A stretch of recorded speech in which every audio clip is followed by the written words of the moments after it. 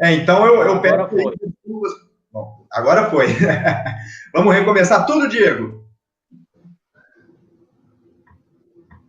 Vamos, né? Demos esse mole aí, vamos dizer assim. Então vamos Faz parte. voltar lá, que é importante a gente passar essa mensagem ao torcedor. Como se diz, agora está valendo. O Informativo Cruzeiro abre espaço para uma discussão de ideias, propostas e respostas aos torcedores sobre o Conselho Deliberativo do Cruzeiro Esporte Clube.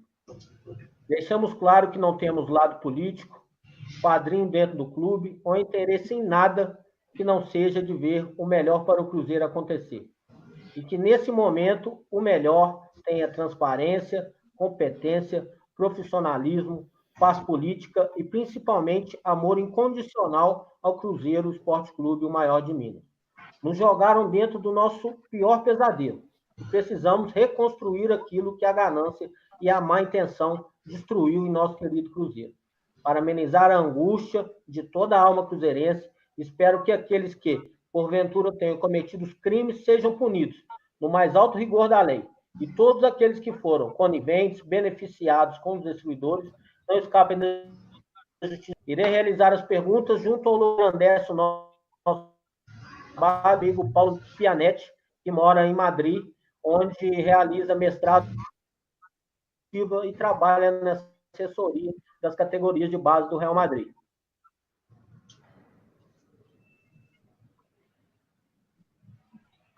Paulo Pianetti. Salve, meu amigo Diego, muito obrigado aí pelo convite. Gostaria também de agradecer a cada um dos 3 pré-candidatos à participação aqui. Sinto que a gente tem vivido um ano muito difícil, que o torcedor cruzeirense está muito machucado e que, bom, a gente está perto de eleições, né? E nada melhor do que um debate puro, honesto, bacana. E também lamento muitíssimo a ausência do Pedrosa, do Paulo Pedrosa, teve problemas particulares, nós entendemos e vamos dar a oportunidade para que ele responda também as perguntas mais no futuro. Lembrando que, quando não é possível o Paulo Pianetti realizar as nossas locuções, ele é substituído à altura pela nossa querida jornalista Bárbara Figueiredo. Vamos agradecer a presença de todos aqui, começando pelo Luiz. Luiz, é a primeira vez que tenho a oportunidade de ter um contato contigo. É um prazer tê-lo aqui no Informativo Cruzeiro pela primeira vez. Boa noite, Diego. Boa noite, Pianetti. Prazer falar com a torcida. Boa noite, Dr. Paulo Cifuentes, Giovanni Baroni. Boa noite, torcedores, Nação Azul. Somos Cruzeiro. Isso aí. Giovanni Baroni. Boa noite a todos, obrigado pelo... Boa noite a todos, obrigado pelo convite. Desculpa, Diego, vai lá. Tivemos a oportunidade de tê-lo aqui em uma entrevista exclusiva em nosso canal, uma entrevista bastante esclarecedora. Também nos concedeu uma entrevista curta no início de janeiro na sede administrativa e, mais uma vez, obrigado pela presença. Eu que agradeço o convite, é uma oportunidade ímpar para que a torcida veja o empenho de cada um de nós para estar representando o Cruzeiro na frente do Conselho Deliberativo, com as mudanças estatutárias que precisam ser feitas, para que o Conselho também exerça de forma veemente a função que ele tem que exercer junto ao Cruzeiro e ao presidente executivo e a toda a diretoria executiva do Cruzeiro. Obrigado mais uma vez por estar participando desse debate. Eu que agradeço. O Paulo Cifuentes já esteve presente aqui no nosso canal, nos concedendo uma entrevista esclarecedora ao fim da última reunião do Conselho e também me concedeu os esclarecimentos quando solicitei a ele na sede administrativa. É um prazer tê-lo aqui, meu amigo. Prazer todo meu, Diego Barbosa, Paulo Pianetti. Minha grande homenagem aos amigos Luiz Carlos Rodrigues e Giovanni Baroni, que são assim também companheiros de luta no Cruzeiro e que estamos agora juntos, embora em momentos assim diferentes no que toca à disputa, mas uma disputa saudável, que certamente levará ao melhor sentido do Cruzeiro que a gente sempre quer elevar. Então, e estamos aqui à disposição. Isso aí. Aquele que for eleito terá a árdua missão de recuperar a credibilidade do Conselho Deliberativo, que para o torcedor foi omisso durante toda a destruição. Mas, em contrapartida, também terá a honra de presidir o clube nesse momento de reconstrução e no tão esperado centenário. Vamos às primeiras perguntas. Lembrando aos torcedores que o Paulo Pedrosa, por motivos pessoais, devido ao recente falecimento do filho, não teve condições de participar desta live, mas estamos pré-agendados para que todas essas perguntas feitas aqui hoje sejam feitas a ele em uma próxima oportunidade, para que o torcedor possa fazer um balanço das ideias, visões e respostas de todos os pré-candidatos à presidência do Conselho. Então, pode começar aí, Paulo Pianetti. A primeira pergunta é sua. Diego, me permite só uma colocação, por favor. Me permite. O presidente do Conselho, que se elegeu agora, irá conduzir o Cruzeiro ao centenário. Não será o presidente do Conselho no centenário.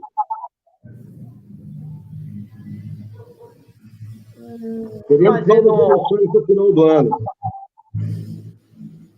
Então, mas ele não assume em janeiro? Não. Ele assume agora, dia 1º de junho. Agora, dia 1º de junho. Haverá novas eleições em outubro, tem novas eleições. Outubro, novembro, e para eleger o presidente do Conselho do Centenário. Essa agora é é um período tampão. Entendi. Então, desculpe aí essa falha nossa aí, que a gente estava trabalhando com a ideia de que já seguiria para o ano que vem. E o estatuto não prevê reeleição de presidente do Conselho. Então, certamente, não poderá haver reeleição. Beleza. Então, segue aí, Paulo Pianetti. Primeira pergunta é sua. Obrigado aí, Diego, pela oportunidade de estar arrancando esse nosso debate. Bom, eu gostaria de saber desde quando cada um dos senhores é sócio do clube e, principalmente, o que o Cruzeiro Esporte Clube representa na vida de cada um de vocês. Primeiro comigo? Vamos lá. Isso. Bom, o que o Cruzeiro representa para mim, né? O Cruzeiro para mim é uma paixão, né? Assim como torcedor, antes de ser conselheiro do Cruzeiro e sócio, eu sempre fui torcedor do Cruzeiro, sou nascido de uma família italiana, onde todos os meus familiares são cruzeirenses, meus pais, meus tios, né? Tenho tios nascidos na Itália, e venho de uma família italiana que veio imigrantes para o Brasil, mas que de uma simplicidade, e virei sócio do Cruzeiro em 96 para 97, não fui antes porque eu não tinha condições financeiras, e assim que eu virei sócio do Cruzeiro, e logo em seguida, participando da política, virei conselheiro, e em 2003 eu virei conselheiro nato, né? Participo da política do Cruzeiro desde 2008, quando eu disputei a primeira eleição numa chapa contra o Zezé Perrella, contra um candidato do Zezé Perrella, que era o Hermínio Lemos. O Hermínio foi o vice do Wagner Pires nessa última gestão. Bem, sou conselheiro nato há 30 anos, associado do clube desde sempre, sempre muito ligado ao Cruzeiro, seja pela importância que meu pai teve na instituição, seja pela paixão ou pela responsabilidade como conselheiro, de forma que participo ativamente do Cruzeiro, né, nesses meus 59 anos. Eu sou Paulo Cifuentes e tenho 66 anos. Desde os 5 anos eu vou em jogos do Cruzeiro, começando no Barro Preto, quando era o estádio ainda do Barro Preto, depois do Independência e depois no Mineirão. Então, há 61 anos que eu tenho essa paixão e me tornei sócio e conselheiro a partir dos anos 90, e nessa última gestão eu fui eleito primeiro secretário, e agora, interinamente, estou como primeiro vice-presidente, tendo em vista a renúncia do nosso presidente. Então, agora vamos à minha primeira pergunta. Nas últimas eleições, nós tivemos uma virada surpreendente. A chapa Tríplice Coroa, que tinha Sérgio Rodrigues como presidente e Giovanni Baroni como vice, foi derrotada por 35 votos. Como vocês enxergaram esse processo e qual a análise dessas eleições? Começando agora com o Luiz Carlos, por favor.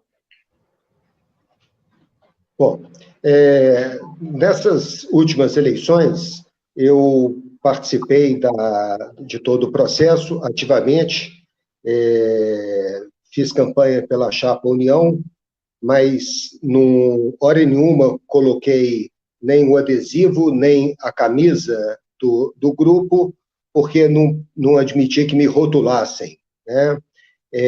Naquele momento, era muito importante vencer os Perrelas para que virasse essa página no Cruzeiro. Mas fomos traídos pelo Wagner, pelos demais.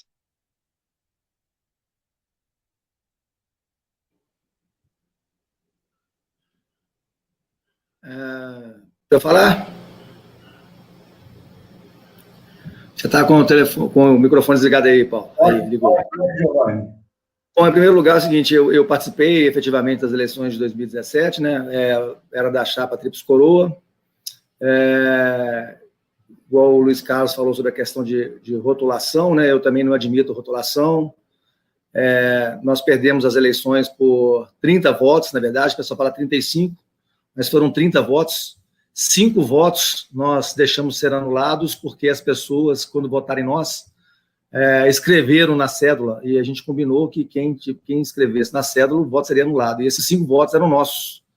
Então, na verdade, foram 30 votos ao invés de 35. Eu já imaginava que isso pudesse acontecer, eu percebia o Wagner não era uma pessoa ativamente no clube, como político, chegou a assumir, num período, a presidência do Conselho Fiscal, no primeiro mandato do Zezé Perrella, mas o Wagner, ele vivia no clube nas tardes, durante a semana, jogando baralho, tomando a sua cerveja, o seu uísque, e eu entendo que aquele momento a gente podia ter amenizado o Cruzeiro, foi um problema político, que a gente poderia ter amenizado se o Gilvan tivesse preparado a sua sucessão e se não tivesse uma briga tão acirrada entre Gilvan e Zezé Perrella, porque eram as lideranças naquela época que poderiam decidir a eleição, né? Durante 20 dias, eu fui candidato à presidência do Cruzeiro, em 2017, a convite da cúpula do Zezé Perrella e de outras lideranças, sem que ninguém soubesse, mas depois eu aceitei serviço do Sérgio para que não houvesse divisão do grupo, né? E também tinha um bom relacionamento com o Gilvan, na época cheguei a pedir o Gilvan que me apoiasse, mas o Gilvan não chegou a me responder, e o Cruzeiro caiu nisso aí que nós estamos hoje, que é uma tristeza muito grande, e que eu passei a lutar nos meados de 2018 até final de 2019 para que isso não acontecesse, mas infelizmente não foi ouvido pela maioria do Conselho.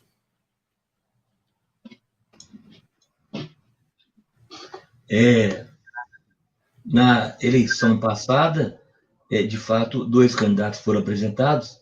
Eu, de fato, tinha um conhecimento com o Sérgio Rodrigues, que disputou a presidência à época, e estava em disputa com o candidato, então, Wagner Pires.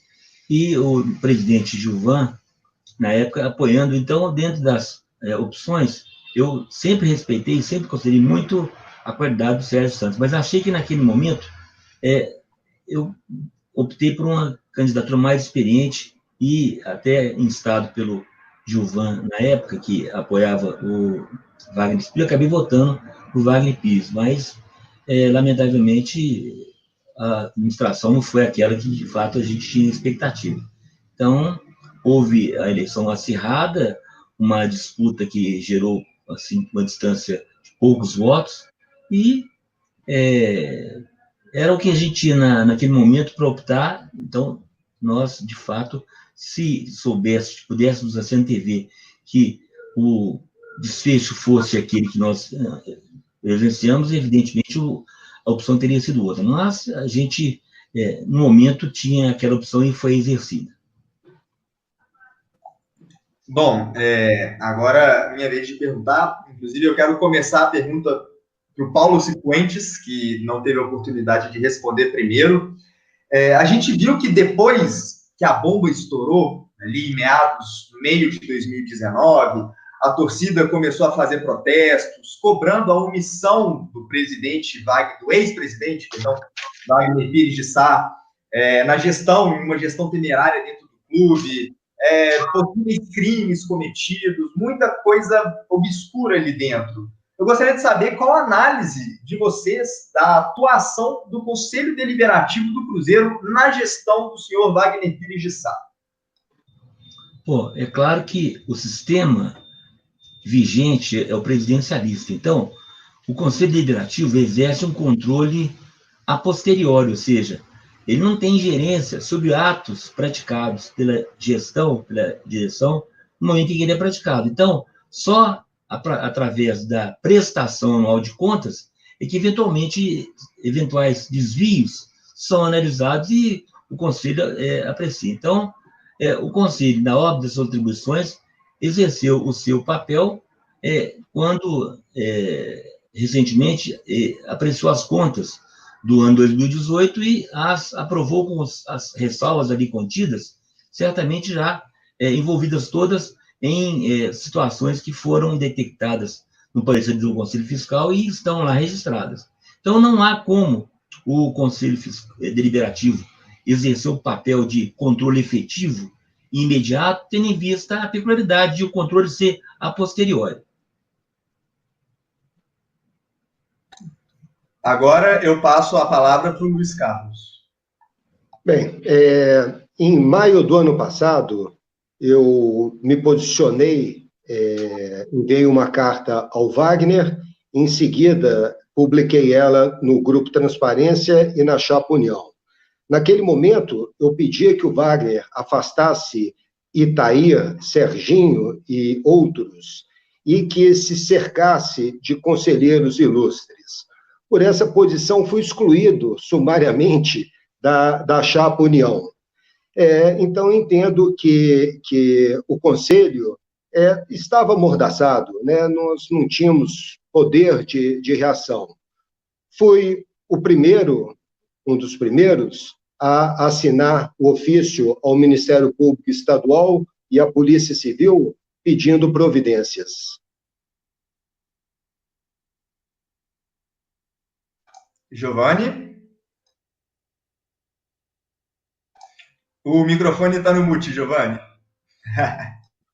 Perdão, para não atrapalhar, eu desliguei aqui. A sua pergunta foi muito interessante, porque nós estamos aqui diante de 3 pessoas e uma pena o Paulo Pedrosa não estar participando, porque seriam 4 pessoas que estavam vivendo esse momento do Cruzeiro. Antes das denúncias do Fantástico, eu já vinha levantando as questões que o Conselho Fiscal, que renunciou em abril, o Conselho Fiscal que tinha o Birajara, o Chimbida e o Brinatti, eles já tinham feito 7 notificações para o Conselho Fiscal, para a mesa diretora, até que o Cifuentes é primeiro secretário. Fizeram 7 notificações, fizeram 12 reuniões com ata, com o Conselho Deliberativo, com a presença do Cifuentes, do Valdeir, do Zezé Perrella e do Dalai, e onde eles manifestavam que a documentação do Cruzeiro não estava sendo entregue para que o Conselho Fiscal pudesse fiscalizar. Isso em 2018.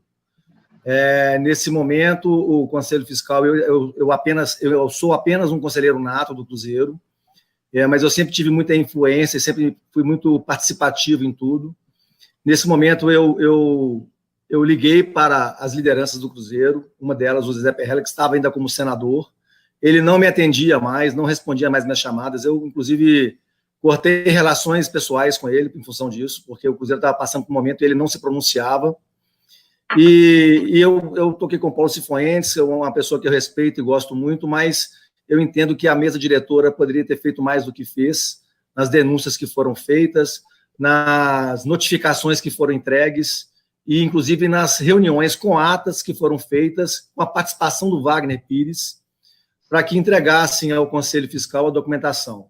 Até normativa proibindo o Conselho Fiscal de analisar documentos, o Wagner teve coragem de baixar essa normativa, e de pagar para um escritório de advocacia uma quantia de não sei quantos, acho que 200 mil reais, não sei qual, acho que 190 mil reais, para fazer essa normativa para que os setores do Cruzeiro não entregassem documentação para o Conselho Fiscal. Isso é uma coisa que me deixa triste, isso é uma coisa que eu briguei muito, eu cheguei a ser ameaçado nesse período. Quem me conhece, sabe da minha história dentro do Cruzeiro, sabe que eu fui o líder do Grupo Transparência, o Carlinhos, que está aí, nós tivemos juntos, logo no princípio, fazer anúncios do Fantástico, tivemos na minha empresa com um grupo de 60 conselheiros, dentre eles o Gilvan.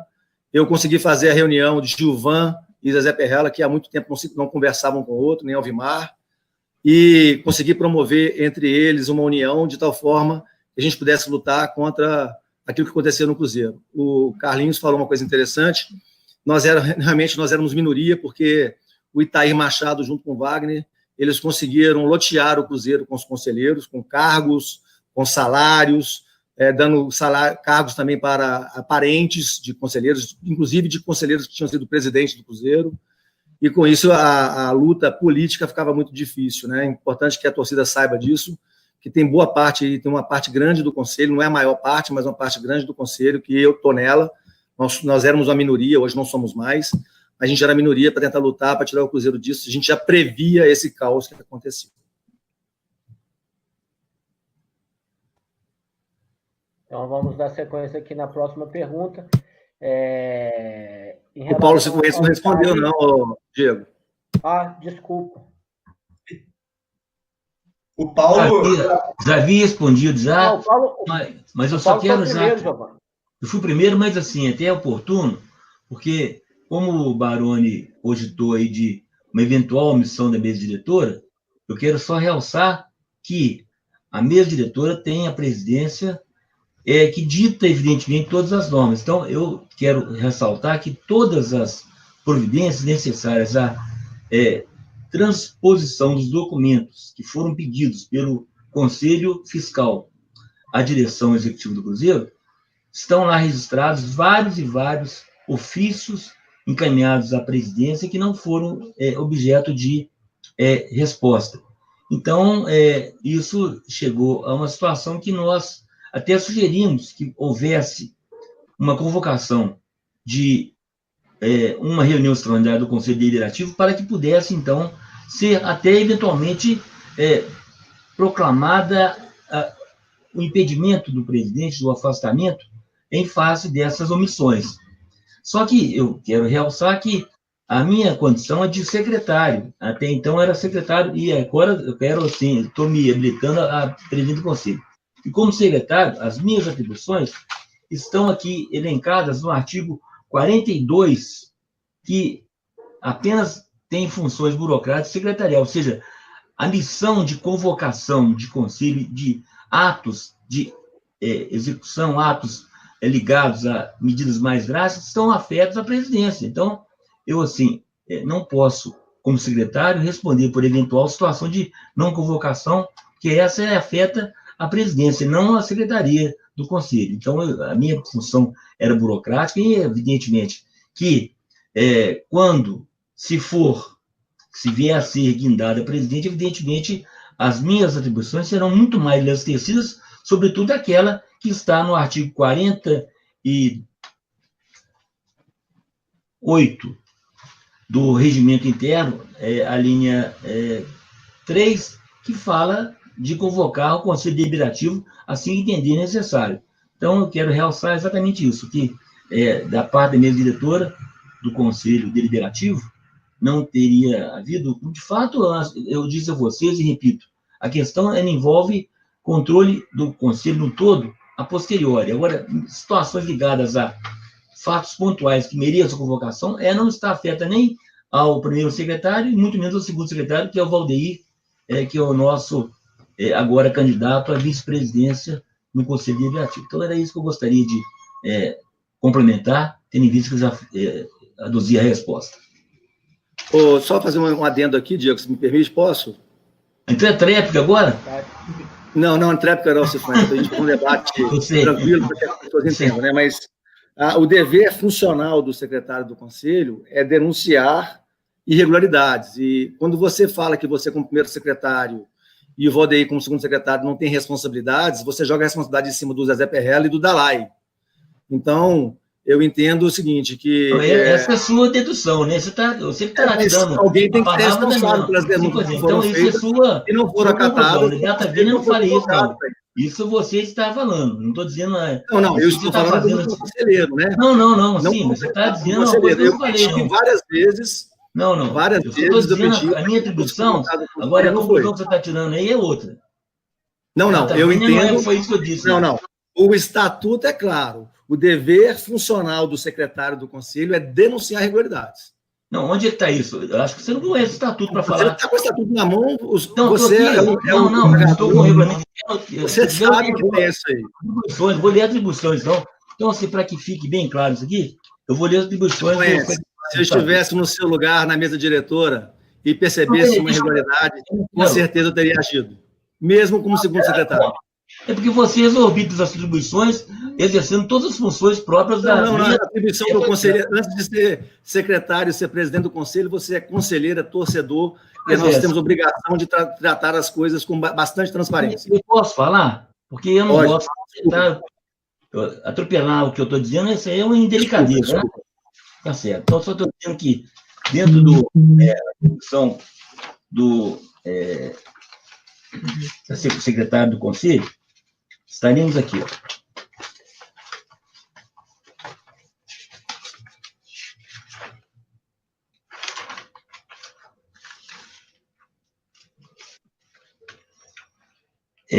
Competência do secretário.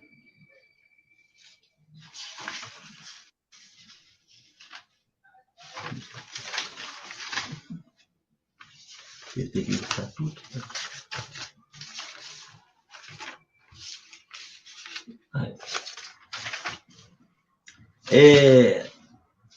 Compete ao primeiro secretário substituir o presidente do conselho em sua ausência ou impedimento, quando também ausente ou impedido o vice-presidente.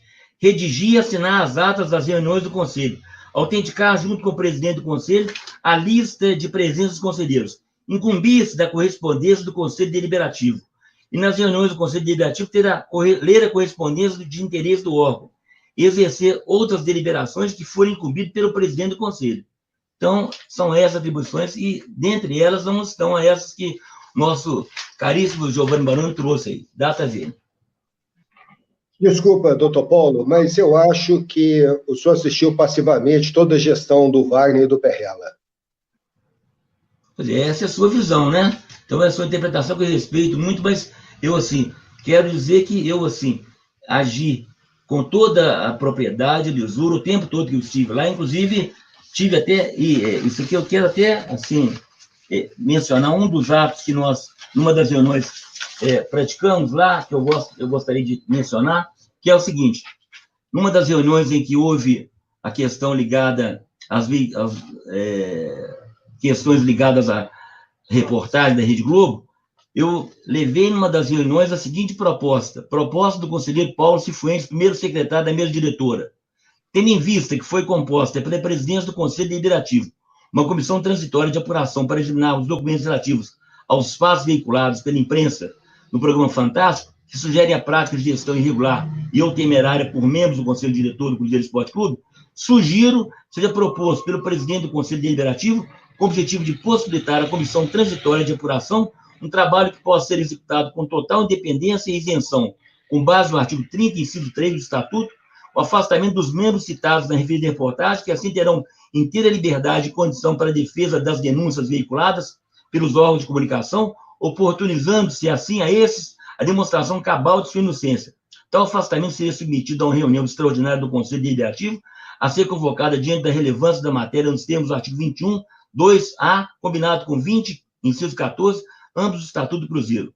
O afastamento proposto seria pelo período coincidente com o prazo de conclusão dos trabalhos da Comissão Transitória de Apuração. O afastamento que vier a ser determinado será apreciado em nova reunião extraordinária do Conselho Deliberativo, a ser designada com a finalidade de analisar o parecer final da Comissão Transitória de Apuração.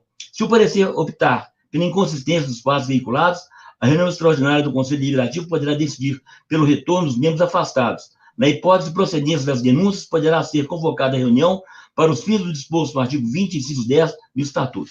Então, essa foi a minha posição externada. Agora, as deliberações no que toca à convocação não são de minha alçada e, evidentemente, que eu não posso exorbitar delas convocando algo que não pode ser convocado. Mas, data máxima vinha, a minha posição sempre foi registrada no sentido de preservar tudo aquilo que seja pela legalidade. Então, data vênia, eu não posso admitir, com todo respeito, em fatos que me levem à ideia de omissão.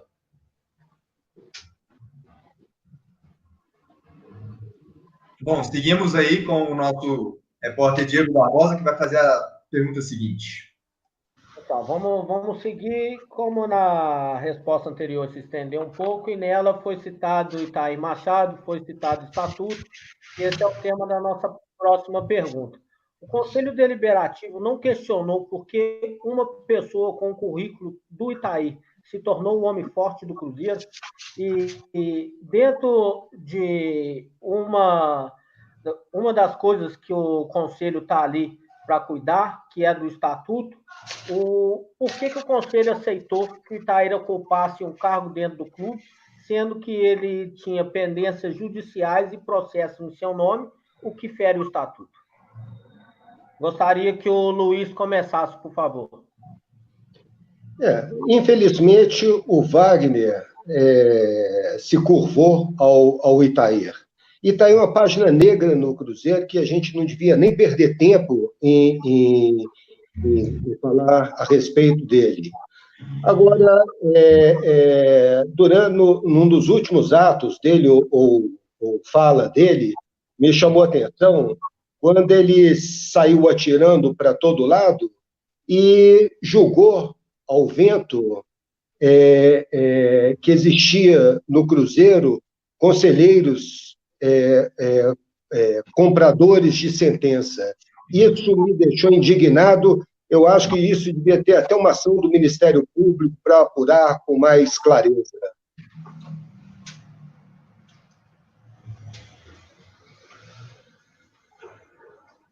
Diego, seu microfone, por favor. Desculpa, Paulo Cifuentes, por favor. Sim, tudo isso que levou essas irregularidades foram, de fato, de conhecimento público e que, ao depois, gerou a comissão de sindicância que foi constituída no âmbito do conselho da mesa diretora, e o presidente designou uma comissão que foi constituída pelo Jarbas, pelo Walter Cardinale, que apurou fatos lá ligados, e que depois geraram esse inquérito que hoje corre perante o Ministério Público e perante a Polícia Civil. Então, todos esses fatos estão sendo rigidamente apurados e, evidentemente, serão levados finalmente a um desfecho desse inquérito e, evidentemente, em havendo responsabilidades assim apuradas nesse inquérito, é claro que a responsabilidade será, ao final, detectada e os eventuais indiciados e, eventualmente, acusados serão, assim, responsabilizados na forma da lei. Agora, sempre realço que, no caso aí, o controle do Conselho é feito de forma... O sistema é esse, o controle é posterior. Então, essas irregularidades, muitas delas já estão já contidas nesse parecer do Conselho Fiscal, que foi aprovado com ressalvas pelo Conselho na última reunião extraordinária, que certamente vão levar também a medidas que serão tomadas oportunamente nas vias competentes. Giovanni. Bom, o caso Itaí é um caso muito grave, sabe? A torcida, desde o princípio, quando o Wagner nomeou, se a gente voltar aqui à campanha de 2017, nós gastamos a nossa campanha aí em torno de 120, 140 mil reais, e a campanha do Wagner, foi me falado que gastaram 1.400.000 reais na campanha do Wagner em 2017, e que essa campanha teria sido bancada pelo Itaí, né? Todo mundo sabe que o Itaí ocupou o 6º, 7º andar do Cruzeiro, lá na sede administrativa na Timbiras, e que, então, existia aí um compromisso do Wagner para que o Itaí fosse o homem forte do Cruzeiro. Desde o princípio, eu fui contra essa situação. com receio de que a gente perdesse, inclusive, alguns conselheiros que nos ajudaram nesse decorrer na luta, resolvemos fazer uma composição para que tivesse uma única chapa para o Conselho Deliberativo. Hoje, até o Valdeir, que está aí como vice do Paulo Cifuentes, quem indicou ele para que ele fosse segundo secretário fui eu que indiquei o nome dele, naquele momento. Concordei com o nome do Paulo Cifuentes, que é um homem íntegro, embora gosto dele, é um homem íntegro, mas não teve cunho, não teve força para manifestar naquele momento e ir até o conselho e gritar para o conselho, olha, nós precisamos de fazer isso, sabe? O conselho realmente ele ficou parado. Nós entramos com ação judicial para tirar o Itair Machado, nós conseguimos essa ação, impedimento. O Wagner deu ao Itair Machado um outro título que não era de diretor, que era de gerente, para que ele pudesse continuar lá dentro, dando as ordens. Nós tivemos aí alguns conselheiros que assinaram para que o Itair ficasse. Isso foi um problema, porque quando o juiz pegou lá a determinação que nós já tínhamos ganhado, para que ele não ficasse, o juiz voltou atrás nessa decisão, né? Isso foi uma perda grande, atrasou no processo de purificação do clube. E eu entendo que a gente poderia ter feito mais coisas se as pessoas, se nós tivéssemos uma capacidade maior de decisão, sabe? Acho que assim, o estatuto precisa ser mudado nesse sentido, porque o sistema presidencialista ele propicia esse tipo de situação. Nós precisamos de limitar os poderes do presidente executivo do Cruzeiro, nós precisamos de aprovar contas, criar um orçamento, uma aprovação de orçamento para o ano seguinte, baseado no que aconteceu no ano anterior, e limitar os poderes do presidente de acordo com o orçamento do Cruzeiro. Então, você vai ver aí que o aumento de salários que o Cruzeiro teve são coisas assim fora do normal, né? Nós tínhamos jogadores que vieram de outros clubes, ganhavam 180 mil, chegaram no Cruzeiro ganhando 500. Nós tivemos pessoas da comissão técnica do Cruzeiro que ganhavam 50, passando a ganhar 70, ganhava 30 mil, passando a ganhar 70. Nós tivemos, o Cruzeiro ele não caiu para a segunda divisão, o Cruzeiro foi empurrado para a segunda divisão. Nós tivemos conselheiros aí aproveitando dessa situação, ganhando dinheiro dentro do clube. Aqueles que deveriam amar e cuidar do time estavam ali usufruindo dele. O Cruzeiro não precisa de quem precisa dele. Isso tem que ficar claro para as pessoas que querem ajudar o Cruzeiro. Então, eu entendo que poderia ter sido feito mais. Nós sabíamos já qual era o currículo do Itair. Todo mundo sabia do que ele fazia lá em Patinga, das denúncias e das condenações que ele já tinha, inclusive trabalhistas, criminais e cíveis, né? Tudo quanto é esfera ele tinha condenação. E aí eu volto de novo. Acima do presidente executivo do Cruzeiro, só está a mesa diretora do Cruzeiro, a mesa diretora do conselho. Nós poderíamos ter feito muito mais que fizemos. Quem me representava naquele momento não me representou da maneira que eu queria. E as denúncias que foram feitas, e foram feitas várias, inclusive, contra o Gaúcho, que todo mundo sabe quem que é, esse Gaúcho que criava uma cúpula dentro do Cruzeiro e manipulava conselheiros, foram feitas denúncias que foram arquivadas, não foram passadas para frente, sabe? Então, nós vivemos um momento de muita repreensão, de acusações, sabe? A gente teve perseguições, eu tive que me ausentar de ir nas sedes do Cruzeiro em função das perseguições políticas que exerciam sobre mim, em função do que eu falava, e falo e continuo falando sem problema nenhum. Então, nós precisamos de pessoas que façam isso no Cruzeiro, que tomem a frente, que batam no peito e falem, eu sou Cruzeiro acima de tudo, e eu não preciso do Cruzeiro, eu estou aqui porque eu gosto, porque eu amo, e que eu acho que o futebol pode fazer muito mais pela sociedade do que vem fazendo. Acho que esse é o discurso que um líder deve ter, e é o que o líder deve fazer e cumprir o estatuto. O nosso estatuto ele não é bom, mas se tivesse sido cumprido na íntegra, nós não estaríamos passando pelo que nós passamos agora. Obrigado, Giovanni, pela resposta. Vou aproveitar o seu embalo aí, também vou continuar a minha primeira pergunta com você. Você citou o caso aí dos 3 membros do Conselho Fiscal, o Celso Luiz Chimbida, o Birahara e o Geraldo. E, bom, em 8, 9 de maio do ano passado, que basicamente quando o trem começou a sair do trilho publicamente, porque internamente o Cruzeiro já vivia toda essa zona, mas aí se tornou público, eles renunciaram após estar exposto para todo mundo que a venda do Arrascaeta havia sido colocada no balanço do ano anterior. Eu gostaria de saber quais foram os atos do Conselho Deliberativo após a divulgação desse balanço. E como vocês enxergaram, você, Giovanni, agora, né, enxergou a demissão desses 3 membros, a renúncia, perdão, desses 3 membros do Conselho Fiscal, e também quem foi o responsável por ter colocado a venda do Arrascaeta no balanço do ano anterior. Paulo, excelente pergunta, sabe? Excelente pergunta, porque, primeiro, a minha formação, eu sou administrador de empresas, as minhas empresas, elas são um projeto de faculdade, né? Então, a minha formação é administração de empresas, eu tenho MBA em mercado imobiliário, tenho uma certificação internacional nos Estados Unidos para trabalhar com imóveis, inclusive, nos Estados Unidos, mas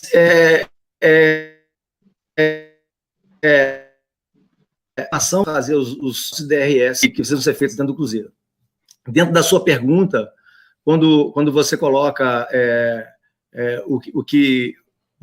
por que a renúncia do Conselho Fiscal, é simples. Se você lê o estatuto, o Conselho Fiscal ele é soberano e a responsabilidade do Conselho Fiscal ela é muito contas, Paulo, de 2018, que deveriam ser aprovadas em 2019, nem reunião do Conselho teve. Porque essa questão do Arrascaeta era uma aberração. Quando você tem recebimento de quando você joga na sua declaração de imposto de renda, que você teve alguma receita, essa receita tem que ter lastro, ela tem que vir oriunda de algum lugar, né? Você tem crédito, a pessoa, o seu credor, o seu devedor tem que te pagar. Então, como que o Cruzeiro declara que o Flamengo lhe pagou em 2018 e o Flamengo declara que só pagou em 2019? Então, isso era uma aberração. Todo mundo, qualquer pessoa que tem um pouquinho de conhecimento de contabilidade, sabe que isso é uma aberração, isso é uma coisa impossível. Isso era uma manobra política, não é nem manobra contábil. Quando eu vi que tinha uma assinatura de um contador em cima desse processo e até uma assinatura do nosso diretor financeiro, o Flávio Pena, eu cheguei a sentir vergonha. Isso é uma vergonha muito grande. E é aí onde eu falo que faltou a iniciativa do Conselho do Cruzeiro, da mesa diretora, de estar lá presente e falar, isso não vai acontecer, sabe? Convocar o Conselho, mesmo que não tivesse contas para serem aprovadas, porque não tinha. Eles não entregavam conta nenhuma para o Conselho Fiscal. Você imagina, você é nomeado, você é eleito conselheiro fiscal do Cruzeiro, você faz notificações, você pede documento para análise, e o que o presidente do clube faz é baixar uma normativa proibindo todos os setores do Cruzeiro de te entregar documentos, sabe? Isso é uma vergonha, o que aconteceu no Cruzeiro, e as pessoas que poderiam ter feito alguma coisa ficaram inertes. Então, caiu, não, ele foi empurrado. Teve dedo de muita gente, foi um dedinho aqui, o dedinho aqui, não foi um empurrão só, não. Foi devagarinho, sabe? A gente previa essa queda. O Cruzeiro, você pega o Cruzeiro, a dívida do Cruzeiro era de 380 milhões de 2017 para 2018, aprontaram um escarcéu para aprovar as contas de 2017 em 2018, humilharam o Gilvan em público, passando vídeo lá de devedor, de não sei o quê. O Gilvan é um senhor de 78, 79 anos, que tem 4 títulos. Ele tem só os 3 no mandato dele, não. Ele tem o 4º título de 2018, que o time era dele. Inclusive, o Wagner e o Itaí só conseguiram ganhar alguma coisa enquanto o Gilvan deixou para eles, porque eles não tiveram capacidade nem de montar time, eles tiveram. E muito menos de gestão, muito menos ainda. Então, é o seguinte, o Cruzeiro, a mesa diretora era que podia impedir isso tudo. Era que podia estar na frente, fazendo. Então, olha, eu sou a favor de que as pessoas que querem participar de política do Cruzeiro, elas têm que dar a cara a tapa. Elas têm que chegar lá e falar assim, não, eu vou fazer e é assim que tem que ser feito. Não adianta ter pessoas lá que ficam lá meio termo, não. Sabe? Nós poderíamos ter resolvido isso. E o que o Conselho Fiscal fez, e eu apoio, foi renunciar. Porque como é que você fica ali como conselheiro fiscal, você não recebe nenhum documento, você é acusado de um tanto de coisa, e amanhã a bomba estoura, não passou nenhum documento pela sua mão, e como é que você fica? Então, a renúncia do Conselho Fiscal foi uma maneira de protestar, de manifestar a insatisfação e de mostrar para o Conselho Deliberativo que tudo estava errado. E sabe o que aconteceu, Paulo, com isso? Aconteceu que muitos conselheiros da família União ainda foram contra os conselheiros fiscais que renunciaram. Inclusive, eles foram também ameaçados. Então, o Cruzeiro vivia um momento que a torcida não entende, a torcida não percebe, mas eu falo o seguinte, que o bom momento do time em campo mascara a má administração do time fora do campo. E foi o que aconteceu com o Cruzeiro em 2018, o Cruzeiro vinha bem, nós ganhamos, quem não vibrou, eu posso estar com raiva de quem quer que seja no Cruzeiro, mas se o Cruzeiro fizer um gol, eu vou vibrar, não tem jeito, eu sou torcedor. Então isso mascarou. Agora a gente precisa pôr o pé no chão, o conselheiro, ele não é um torcedor apenas, o conselheiro, ele é um torcedor e ele tem responsabilidade, ele tem que cuidar do time, ele tem que cuidar do clube, e ele tem responsabilidades jurídicas, inclusive, sobre isso. Então, eu concordo com o que o Conselho Fiscal fez, assim como eu falei, quem indicou o Valdeir para ser segundo secretário fui eu, na época, em 2017, a pedido do próprio Zezé Perrella. Quando o Dalai foi vice também, nós sentamos e conversamos, o Paulo Cifuentes também foi escolhido a dedo por ser um homem honrado, um homem do bem, e aqui não estou falando mal do Paulo nem nada, simplesmente dizendo, se fosse eu no lugar do Paulo, teria agido de forma diferente. Eu quero que ele entenda bem isso, é a minha opinião, ele tem a forma de pensar dele, eu tenho a minha forma de pensar, eu sou um cara desse jeito mesmo, não adianta, não vou mudar a minha posição, e também, da mesma forma, nós sentamos e montamos um conselho fiscal, onde tinha metade da família União e metade da chapa Tríplice Coroa. E o que a gente viu, o que a gente percebeu é que eles não puderam trabalhar. E são pessoas sérias, todos eles. Inclusive, aconteceu a renúncia dos 3 primeiros, aliás, aconteceu a renúncia de um, que é o Celso Tolentino, depois aconteceu a renúncia de 3, que é o Chimbida, o Brinatti e o Bira, e depois aconteceu a renúncia de mais 2, que foi Daniel Faria e o Walter do Cromos. Quer dizer, ninguém quis ficar, né? E é uma pena o Paulo Pedrosa não estar aqui, porque ele ganhou a presidência do conselho, perdia, né? A chapa perdeu, inclusive eles me taxam lá no Cruzeiro como perdedor. Eu quero dizer para quem me taxa como perdedor é o seguinte, que eu nunca perdi, não, quem perdeu foi o Cruzeiro. Porque talvez se eu tivesse ganhado, o que está acontecendo aí não teria acontecido, não. Eu não me considero perdedor, porque eu luto pelo Cruzeiro. Com as poucas forças que eu tenho, eu luto pelo que é certo, né? Quem perdeu foi o Cruzeiro. E o Paulo Pedrosa ganhou, e olha, na hora que ele pegou o microfone, 1 minuto depois de ter apurado lá, assim, eu tenho certeza que não tem nada de errado nas contas do Wagner Pires, de Sá. E tá aí, vocês podem estar aí, tá em manchete, para todo mundo ter lugar. É uma pena ele não estar aqui agora para perguntar isso para ele, sabe? Porque eu acho que é um oportunista. É um oportunista, porque estava com a gente na Tríplice Coroa achando que a gente ia ganhar. Nós perdemos, passou para a família União. E agora voltou para apoiar Sérgio Rodrigues, porque sabe que Sérgio Rodrigues é o único candidato para a presidência do Cruzeiro. Então, o nosso Cruzeiro está cheio de oportunistas. Nós falamos de pessoas no Cruzeiro que sejam pessoas que tenham um ideal, sejam pessoas que buscam realmente o bem do Cruzeiro, sabe? O Cruzeiro está precisando de que queiram bem o Cruzeiro, muito mais que queiram bem para elas, o Cruzeiro, sabe? A instituição ela está sendo maltratada de todos os lados. Desculpa se eu falei muito. Paulo, por favor. Comigo? Assim, comungo integralmente com o Baroni quando fala que nós estamos imbuídos do propósito do Cruzeiro maior. Então, assim, é claro que é questão de enfoque, né? Aquilo que de pertine à sua invocação de que, da nossa parte, devido a alguma missão, porque ele faria diferente, é questão de enfoque. Eu acho que ele fazendo diferente, ele estaria, a meu ver, extrapolando a função de primeiro secretário. Tudo que eu pude fazer, e eu demonstrei agora há pouco, que eu fui veemente em propor situações de convocação, então eu fiz o que podia, ou seja, e provoquei, não omitindo em nada, quando eu entendi que tudo estava assim, caminhando para essa situação de caos que surgiu com esse inquérito que hoje tramita na Polícia Civil.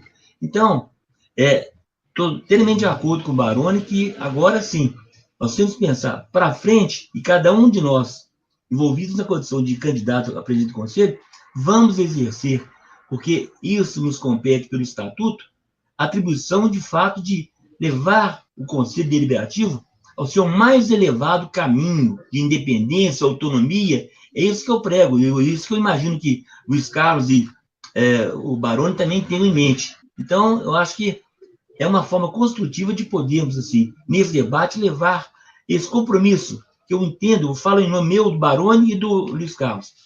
Se formos eleitos, quando eleitos, nós estaremos, assim, no sentido de resgatar, porque nós não temos nenhum interesse pessoal, muito longe disso, nós queremos, pela nossa devoção, nosso amor ao Cruzeiro, que remonta aos nossos tempos de criança, e nós queremos nos, assim, transformar em personagens da reconstrução do Cruzeiro, nunca jamais nos valendo de situações que nos possam levar dividendos pessoais, mas lutando, como fazemos diuturnamente, 24 horas, pelos objetivos maiores do Cruzeiro. É isso que eu penso.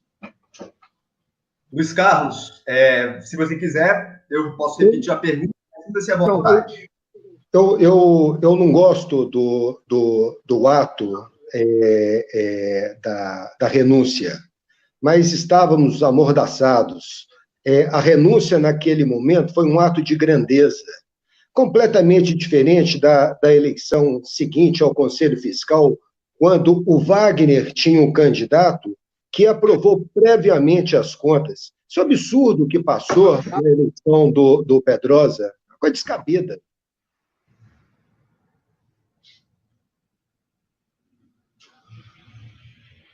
Então, isso aí, vamos dar sequência aqui. A gente está vendo aí aqui nos comentários aqui, o pessoal pedindo para falar sobre propostas, e eu até respondi aqui que a gente tem um roteiro que foi apresentado previamente aos candidatos e aprovado por eles, que nós vamos chegar ainda lá nas propostas, vamos chegar ao tempo de respostas, estamos ainda na primeira parte da nossa live.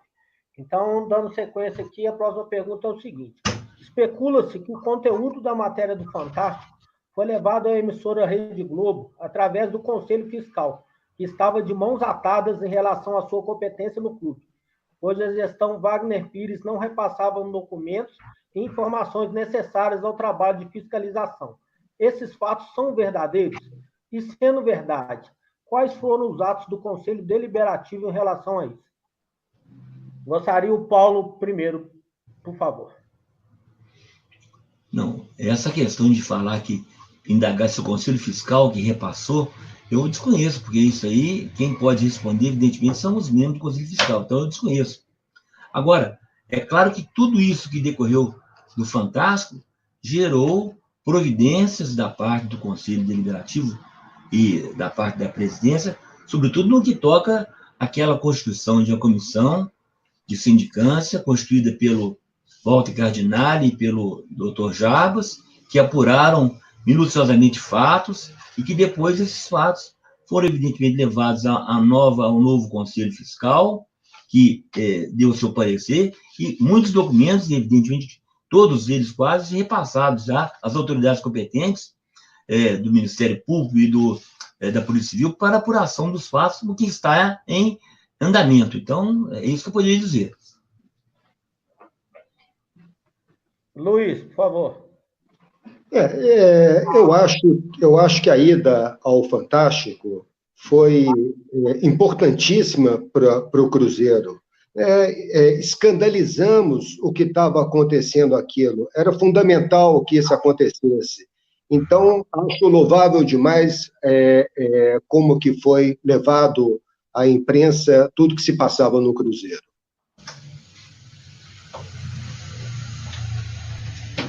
Giovanni? Sou eu?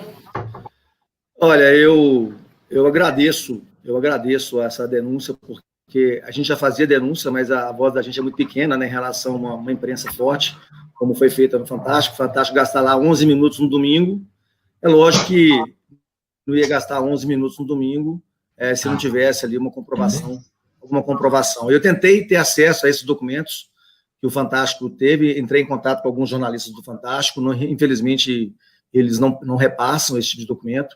Inclusive, o próprio Conselho Fiscal que renunciou, eles tentaram também entrar em contato com esses jornalistas para ver se tinha acesso a documentos que eles nunca tiveram, por isso que renunciaram, e realmente não tiveram esses documentos, né?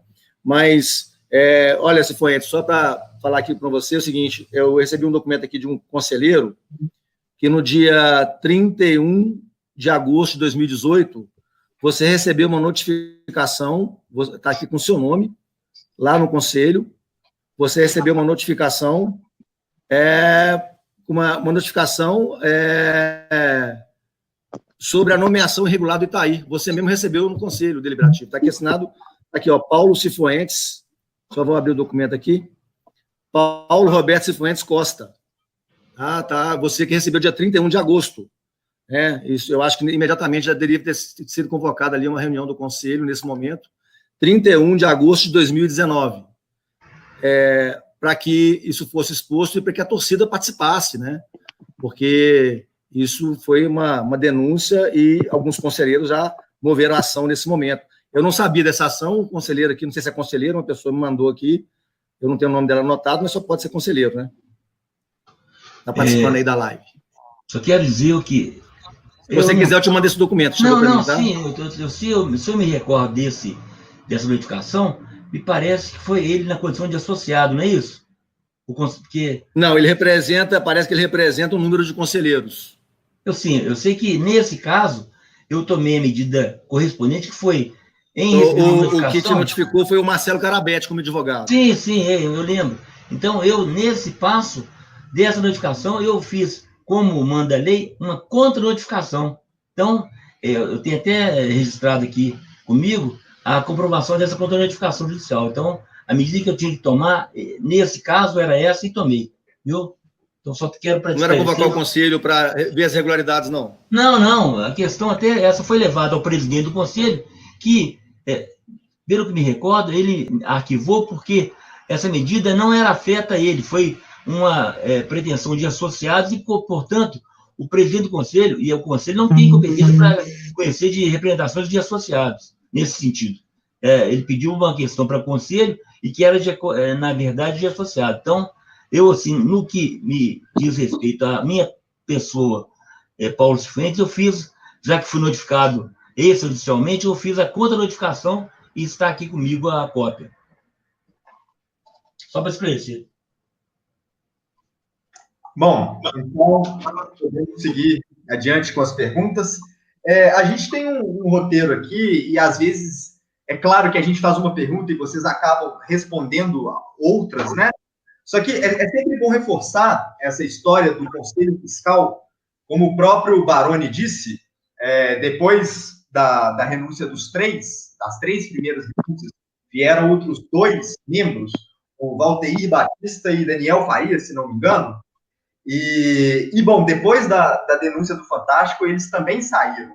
Aí eu gostaria de saber, vocês já deram a opinião que era impossível trabalhar no Conselho Fiscal, mas eu queria saber primeiro também do Luiz Carlos, o que o Conselho Deliberativo poderia ter feito diferente, se haveria alguma coisa após essas demissões, ou até mesmo em relação a essa impossibilidade de trabalhar dentro do Conselho Fiscal. Por favor, Luiz. Acho indelicado como classificam o Conselho, que era comprado por carne, chope, camisas, olhos fechados, comunhão geral. O Conselho é o reflexo de como os Perrelas e o Wagner nos trataram. Estavam todos amordaçados. Giovanni, por favor. O microfone, Giovanni. Desculpa. Eu acho que eu vou entrar na mesma fala, sabe? A renúncia, se eu tivesse... a minha forma de pensar é diferente, mas é igual você ver a mesa diretora do Cruzeiro, né? Igual você falou, ele fez o que a função dele determinava, né? Então, isso quer dizer que o senhor não fez aquilo que determinava a função dele. Na verdade, eles foram impedidos de exercer a função deles e aí deram o grito. E a partir do momento que você tem uma mesa diretora de pessoas que queiram lutar pelo Cruzeiro acima de qualquer coisa, porque, para mim, só vai existir regra até o momento que aquela regra ela ajudar o Cruzeiro a crescer ou ela fazer com que o Cruzeiro permaneça. A partir do momento que aquela regra faz com que o Cruzeiro seja diminuído, para mim, ela não vale dentro do Cruzeiro mais. Então, é essa postura que eu esperava quando eles renunciaram, era chamá-los e falar assim, vem cá, por que vocês não vão renunciar? Porque a gente não recebe documento, não. Nós vamos fazer agora, vocês vão receber documento sim, nós vamos entrar agora aqui, porque eu cheguei, inclusive, até num ato de rebeldia, porque eu estava me sentindo incompetente, a propor o conselho que nós invadíssemos a administração do Cruzeiro, porque nós temos o Estatuto permite que nós façamos isso, o Estatuto permite, o conselheiro ele pode entrar em qualquer lugar do Cruzeiro, O conselheiro, ele é que vota as contas, ele não pode ser impedido de ver nada. Então, eu falei, olha, vamos pegar uma turma de conselheiros, vamos invadir o Cruzeiro e vamos olhar essas contas, porque que elas estão erradas, elas estão. O Ministério Público já percebeu que tem erro nessas contas, isso já está claro. O Cruzeiro, o Wagner movimentou em 2 anos, 2018 e 2019, 700 milhões de reais. Foram 380 milhões de receita que o Cruzeiro teve em 2018 e 320 milhões em 2019 de receita. Ele pegou o clube com 380 milhões de reais de déficit e entregou o clube com mais de 800 milhões de reais de déficit. Aumentou em 400 e tantos milhões do Cruzeiro e ainda movimentou 700, ou seja, recebeu e não pagou. Isso é movimentação de 1 bilhão e 100 milhões de reais. Isso não é possível que não tenha erro nisso. Então, eu vou deixar bem claro para vocês. Para mim, a regra vale quando ela beneficia o Cruzeiro. A partir do momento que ela para de beneficiar o Cruzeiro, tem que se dar o grito. Não pode ficar calado. Assim também é quando você vê acontecer uma mazela na rua. Né? Nós temos o bom senso. De onde que veio o direito? Nós temos aí um desembargador, Paulo Cifuentes, um homem de respeito. De onde vem o direito? Acho que o direito vem lá dos 10 mandamentos cristãos. O homem que é cristão, ele não pode deixar isso acontecer. Então, o que aconteceu no Cruzeiro foi uma coisa além, sabe? Além. Teria que ter intervenção, teria que ter denúncia. O que o Conselho Fiscal fez várias denúncias. Foram 7 notificações à mesa diretora, foram 12 reuniões com ata e nada se fez. Então, quem podia resolver, não quis resolver. E aí teve a renúncia. Eu não condeno eles, não. Embora eu sou um pouco diferente da turma aí, eu teria colocado a boca no trombone. Paulo?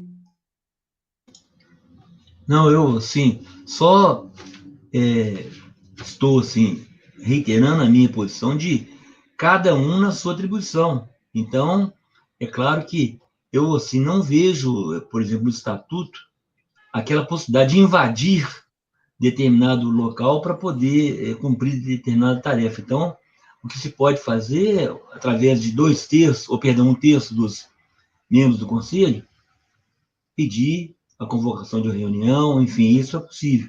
Mas é claro que eu, assim, não comungo com o entendimento de que se possa exercer ou se possa fazer exercício arbitrário de suas próprias razões. Então, eu, assim, admiro a eloquência do Baroni, de fato é um homem, assim, resignado e muito envolvido com os interesses do Cruzeiro, mas eu, assim, apenas faço uma objeção no que toca a essa questão de atribuições, né? A gente tem que exercer o papel de independência, autonomia, mas na ordem das atribuições. Então, enquanto secretário e enquanto componente da mesa diretora, eu sempre procurei exercer as atividades de maneira burocrática e diuturnamente estando no Cruzeiro. Agora, se vier a ser eleito, e penso também que o próprio Baroni, quando vier, se for eleito, e o próprio Luiz Carlos, se for eleito, e o Pedro, se for eleito, eles estarão também envolvidos nessa ideia de, na ordem das suas atribuições de presidente, exercer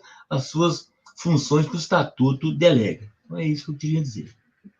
Doutor Paulo, desculpa mais uma vez, mas nessa gestão dessa mesa diretora, que o senhor faz parte, nós tivemos 6 reuniões convocadas e desconvocadas. Eu nunca vi isso na história do Cruzeiro.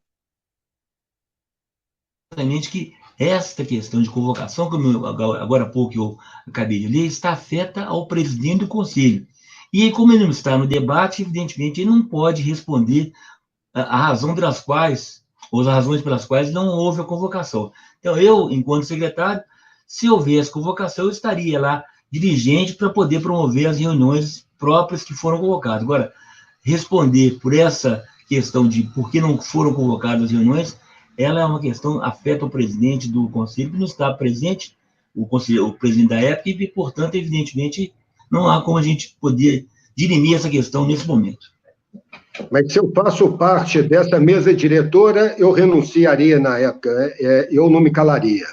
É questão de enfoque, não sei se renunciar é uma forma de dizer que é um cumprimento da sua obrigação legal. Renunciar talvez pudesse gerar outro tipo de interpretação. A sua seria essa a respeito. A minha não foi de cumprir exatamente aquilo que o Estatuto me permite. Então, é isso aí. Vamos dar sequência aqui ao nosso roteiro. Próxima pergunta em relação às investigações. Polícia Civil Ministério Público estão investigando possíveis crimes cometidos por ex-dirigentes do clube. No início das investigações, eles ainda eram dirigentes. Crimes esses dentre falsificação de documento particular, falsidade ideológica, lavagem de dinheiro, e dentre outras coisas que nós não ficamos sabendo. Gostaria de saber de vocês o seguinte: como que vocês enxergam essa demora para uma conclusão dessa investigação, que está quase completando um ano? O porquê da grande mídia não ter tido interesse de investigar e divulgar isso após a matéria do Fantástico? E fazendo um relato meu aqui como jornalista, procurei em todas as esferas possíveis e imagináveis informações sobre o assunto, e tudo que eu recebi ou foi um não direto, não posso falar, ou que isso corre em segredo de justiça e que não seria possível ter informações. Isso aí está cheirando a pizza. Gostaria de saber a opinião de cada um de vocês, a começar pelo Luiz Carlos, por favor. Eu também não tenho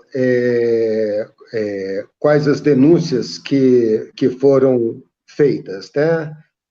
Eu sei que participamos, né? Os cruzeirenses que se indignaram, se rebelaram, fizemos a nossa parte encaminhando toda essa preocupação e pedindo a investigação junto ao Ministério Público e à Polícia Civil.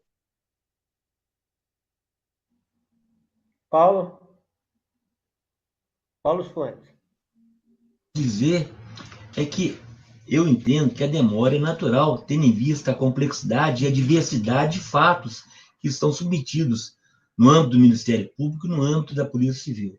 Então, eu acho que isso tudo está sendo apurado criteriosamente e imagino e tenho convicção que o relatório final está próximo a ser concluído. Então, eu vejo assim, não vejo que nada disso sinaliza alguma questão que possa gerar algum tipo de impunidade. Muito antes, pelo contrário, eu tenho notado uma obstinação muito grande por parte das autoridades, Polícia Civil e Ministério Público, de apurar rigidamente todos os fatos. Então, tudo está sendo minuciosamente, o relatório está por vir e certamente terá uma solução que vai estar de encontro aos maiores interesses da comunidade cruzeirense, no sentido de resgatar tudo aquilo que eventualmente tenha sido cometido de irregularidade. Então, acho que está dentro do prazo, é mais do que natural que haja essa razoável demora para poder gerar uma apelação oportuna, se os fatos forem, de fato, positivados, mas, para isso, evidentemente, há que haver uma criteriosa análise de tudo que está sendo lá levado ao Ministério Público e à Polícia Civil. Então, eu entendo que nós vamos ter uma solução satisfatória para não decepcionar de forma alguma toda a comunidade cruzeirense. Baroni. Eu entendo de outra forma, sabe? Eu acho que faltou um empenho maior do Conselho, sabe? Eu fui um dos que foi para manifestação na porta do Ministério Público, e enquanto eu estava lá na porta do Ministério Público fazendo manifestação, o Cruzeiro ia jogar lá no Ceará à noite.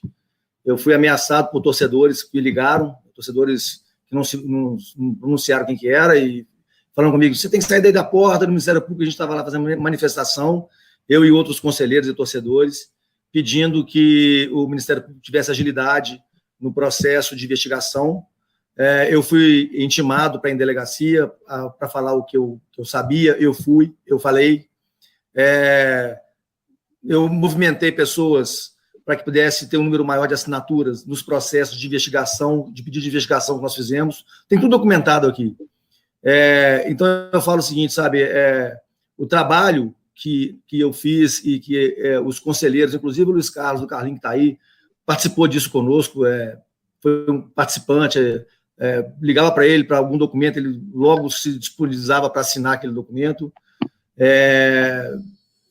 Isso a gente fez, sabe?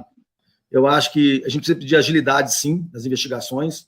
Eu acho que ainda estão atrasadas, ainda a gente tem aí o ano 2020, eleições. Se a gente tivesse capacidade de recuperar algum dinheiro aí, seria ótimo para esse ano. O Cruzeiro, gente, para ele ficar ruim, ele tem que melhorar. O torcedor tem que entender isso, sabe? O Cruzeiro não está bem. O que o Conselho Gestor fez até agora é louvável, está em direção a a tentar consertar o Cruzeiro, mas nós passamos por dificuldades ainda. Esse coronavírus aí veio a piorar a situação, com interrupção de jogos. Nós já temos aí patrocinadores que estão pedindo parcelamento dos pagamentos de patrocínio em função de não ter jogos. Isso está acontecendo no mundo inteiro. Então, eu acho que a gente podia ter feito mais, sim, não tenho dúvida, não. Faltou mesmo, foi um corpo maior de conselheiros para poder brigar e criar uma comoção maior, de tal forma que a imprensa se locomovesse e aí só então as autoridades dariam a importância devida para o processo. É isso que eu penso. Seguindo aqui, quando o Cruzeiro foi rebaixado e após todos os desdobramentos, falou-se muito em paz política para alinhar o clube, e o que a gente tem visto não é bem uma paz política. O conselho hoje tem 4 candidatos à presidência do Conselho Deliberativo. Eu gostaria de saber da opinião de vocês, começando pelo Paulo, como está esse consenso de disputas, se pensa em evitar disputas, ou melhor, se pensou em evitar disputas, se não pensou, como anda a paz política do clube?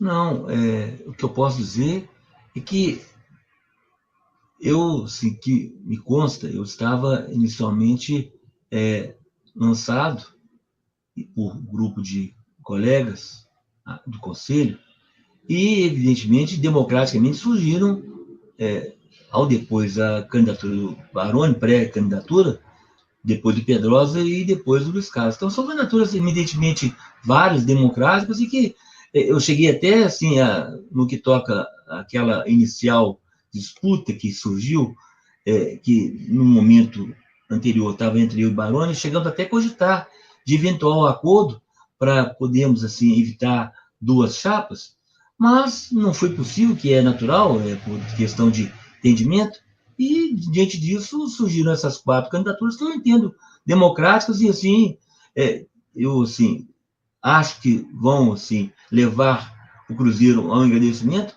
desde que, como está acontecendo, sejam candidaturas levadas em alto nível e, assim, com ideias, como nós estamos procurando levar, sempre procurando engrandecer o Cruzeiro. Então, eu vejo democraticamente essa situação positiva. Baroni, por favor. Vamos lá, Paulo. Esse acirramento político, só para deixar vocês aí, seguinte, hoje o Cruzeiro, ele não tem... Antes o Cruzeiro tinha 2 grupos. Hoje o Cruzeiro deve ter de 8 a 10 grupos, né? São pequenos grupos, são pessoas que discordaram entre elas de alguns grupos e hoje nós temos vários subgrupos hoje no Cruzeiro. Já existia alguns subgrupos no Cruzeiro, mas hoje você pode contar aí de 8 a 10 grupos dentro do Cruzeiro. Eu falo sempre que um líder não se candidata, um líder é escolhido. Então, eu não me candidatei à presidência do Conselho do Cruzeiro. Eu fui basicamente intimado, né? Muitos conselheiros que perceberam o trabalho que eu vinha fazendo em 2018, 2019, pediram que eu os representasse, e uma das pessoas que eu conversei é o Luiz Carlos, que está aí, o Carlinhos, ele foi um dos que chegou a me falar, olha, vai como presidente do Conselho, hoje nós estamos aí disputando um contra o outro, mas ele teve na minha empresa, eu tive com ele. O Gilvan, de Pinho Tavares, também, foi um que chegou perto de mim e falou, olha, você hoje está na frente aí de um grupo grande, então que você possa aí participar. O Bira, que é um do Conselho Fiscal que renunciou, né, também me chamou, e o Alexandre Faria, que é um do Conselho Gestor, que também havia conversado comigo. Então, hoje, eu tenho o apoio do Conselho Gestor todo, né, para ser candidato, sou o candidato deles, tive a oportunidade de conversar com o Paulo Cifuentes, inclusive chamei o Paulo para que a gente pudesse compor chapa junto, ele também, só que nós dois queríamos ser presidentes, né? Não é que nós queríamos ser presidentes, né? O grupo me chamou e falou, olha, você vai reunir com o Paulo, mas você não vai aceitar outra situação que não seja a presidência. Então eu fui, em respeito ao grupo, nós tivemos reunião, é uma eleição que cada um tem a sua postura. O Paulo, ele ainda é da mesa diretora, o Paulo Cifuentes, ele faz parte da mesa diretora atualmente. Ele renunciou, né? O mandato dele termina pelo renúncia dele agora, dia 1º de junho, né? E eu entendia que, pela renúncia que ele tinha provocado, que ele não queria ser mais nada. Por isso, tanto que, quando eu me lancei, eu nem cheguei a conversar com ninguém da mesa diretora, porque eu entendia que a mesa diretora já não ia mais ser candidato, então eu me lancei. Então, quando eu fui conversar, achei até estranho, as pessoas me falaram comigo que ele também queria disputar as eleições, mas acabou de renunciar e vai entrar de novo. Então, é um mandato tampão, é um mandato só para 7 meses. Lembrando que o presidente do conselho ele não pode se reeleger para o centenário, né? Mas só que tem algumas coisas importantes para serem feitas, mudança estatutária, a manutenção, a verificação justamente do Ministério Público e da Polícia tem que ter um empenho maior, e eu acho que essa parte de fiscalização é do conselho, da mesa diretora, que tem que estar lá na frente, né? A questão também de preparação dos conselheiros para o centenário do Cruzeiro, né? Eu gostaria de estar presidindo justamente para criar uma situação dentro do conselho que faça com que os conselheiros possam ler mais o estatuto, mais o regulamento interno, e para que eles possam cumprir mais, então criar alguns treinamentos, alguns cursos nesse sentido. Então, esse é meu propósito, mas aqui todos são legítimos. E tem o Paulo Pedrosa, que não está aqui, que é o candidato da família União, né? Que tem aí o Gaúcho e o Galinari fazendo a campanha dele, né? Isso aí todo mundo já sabe, que está ligando para muitas pessoas aí. Luiz. Bom, democrático que sou, vejo com bons olhos termos 4 candidatos. Isso mostra a grandeza do clube. O meu entendimento político é muito alinhado ao do Baroni. A gente diverge, mas com os propósitos da reforma do Estatuto. Eu vejo que é fundamental o clube social estar separado do futebol. Como nenhum dos candidatos pregava isso, eu me coloquei na disputa, esse é meu lema, a independência do futebol ao clube social.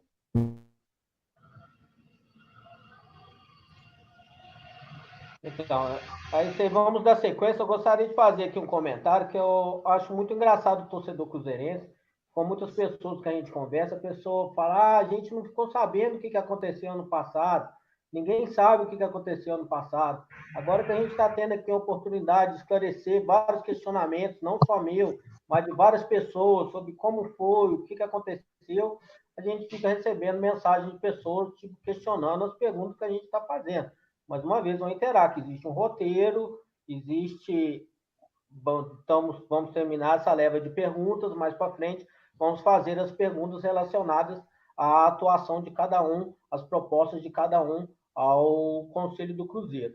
Então, aqui eu estou chegando na última pergunta, que é em relação ao ano de 2019. Aqui a gente encerra 2019, encerra o passado, vamos dizer assim. A última pergunta é a seguinte: por que o Zezé Perrella, como presidente do Conselho Deliberativo, não conseguiu afastar a gestão Wagner Pires em decorrência das investigações?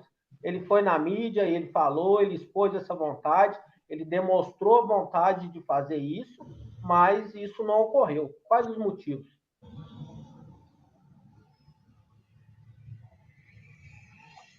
Pode ir, Paulo, pode ir. Cabe a mim essa resposta?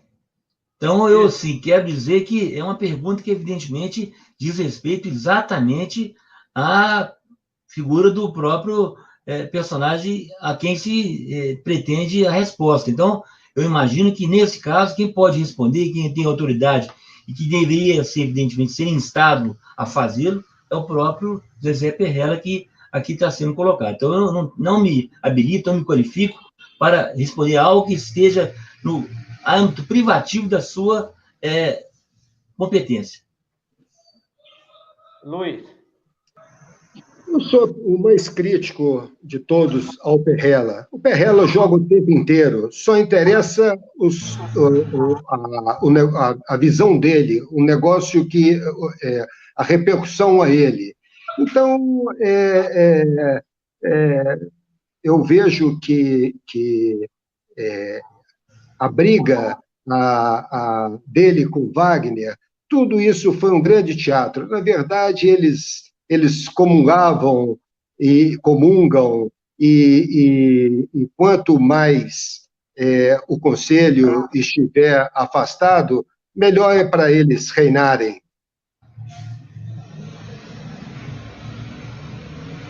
Baroni. Bom, eu estou aqui na varanda da minha casa, viu, gente? Eu vim para a varanda aqui porque vou ficar aqui mais arejado, mas mesmo assim eu sinto calor com essas perguntas, sabe? Mesmo ventando aqui um pouquinho, ainda sinto calor com essas perguntas aí. Poderia ter feito, sim. Era o papel da mesa diretora, não só do Zezé, como da mesa diretora toda. É lógico que quando você tem mais 3, 4 pessoas com você, você cria uma força diferente. Agir sozinho, como eu agi várias vezes, sozinho, solitário, é mais difícil, mas às vezes que um ou outro me ligou e falou, estou com você, isso me dava um ânimo muito maior. Poderíamos ter feito, sim. É lógico que o Wagner também, se vocês pegarem hoje a documentação do Cruzeiro lá, até as coisas erradas foram contabilizadas, isso dificulta na investigação. Era a administração temerária estava acontecendo, mas eu até entendo uma questão, e aí não vou pôr a culpa aí na mesa diretora, não, porque é o seguinte, naquele momento, um momento antes do Fantástico, por exemplo, se você promovesse uma reunião do Conselho para votação de afastamento do Wagner, a gente perderia, porque alguns conselheiros ainda tinham na cabeça que o Itaí estava fazendo um bom trabalho e que o Wagner era um bom presidente. Após a denúncia, ainda eles não acreditaram, acharam que era uma coisa que o Fantástico estava perseguindo o Cruzeiro, aquela coisa de lunático, né? E aí hoje a gente percebe que muitas pessoas que antes defendiam o Wagner, o Itaí Machado, o Serginho Nonato, você percebe que eles hoje eles se sentem traídos. No Cruzeiro hoje tem os que se sentem culpados, os que são culpados e os que não sabem que foram enganados, sabe? E aqueles que sabem que desde o princípio isso já iria acontecer. Então, tem uma parcela assim de culpa aí do Conselho, porque o Conselho, é a mesa diretora que é fiscalizadora, vamos deixar isso bem claro, o Conselho que é o órgão fiscalizador do Cruzeiro, é ele que tem que buscar a investigação, é ele que tem que verificar as contas junto com o Conselho Fiscal, é ele que aprova compras e vendas de bens imóveis do Cruzeiro, do que é intangível, da marca, essas coisas todas. Se tiver que uma empresa virar sócio do Cruzeiro amanhã, é o Conselho que aprova. Então, assim, podia ter feito alguma coisa assim, mas eu acho que, assim, antes da denúncia do Fantástico, e até um mês depois da denúncia do Fantástico, aprovar o afastamento do Wagner através de votação de conselho seria difícil. Até propõe uma coisa diferente, sabe? Hoje, com a torcida, com a pressão que a torcida fez, se a votação fosse nominal, se a votação fosse aberta, eu acho que o Cruzeiro ia mudar muito, porque tem muita gente ali que te abraça, te beija e depois vai lá e te trai. E vai votar com as convicções dele, não com as convicções que o Cruzeiro precisa. Então, isso é um problema aí que eu chamo até de caráter. Mas, enquanto eu puder lutar, e vou deixar bem claro aqui para o Luiz Carlos, que já me conhece, o Paulo Cifuentes também, não estou preocupado em ganhar eleições no Cruzeiro, essa não é a minha preocupação. Eu já falei que o Cruzeiro vai ter o que merece e Deus queira que ele mereça o melhor, né? E, infelizmente, para os torcedores, está na mão do conselheiro, porque se estivesse na mão da torcida, e eu acho também que o estatuto ele deve também prever aí uma participação democrática da torcida, isso é importante, porque nós ficamos livres também dessa manipulação e desse mapeamento aí junto aos conselheiros que teve, esse loteamento, né, que teve em 2017, já começou em 2017 nas eleições, né, com a promessa de cargos que foram feitos pela campanha do Wagner, alguns deixaram de votar na nossa chapa, do Sérgio Rodrigues e a minha, e do Marco Túlio na época, para votar no Wagner para ter cargo.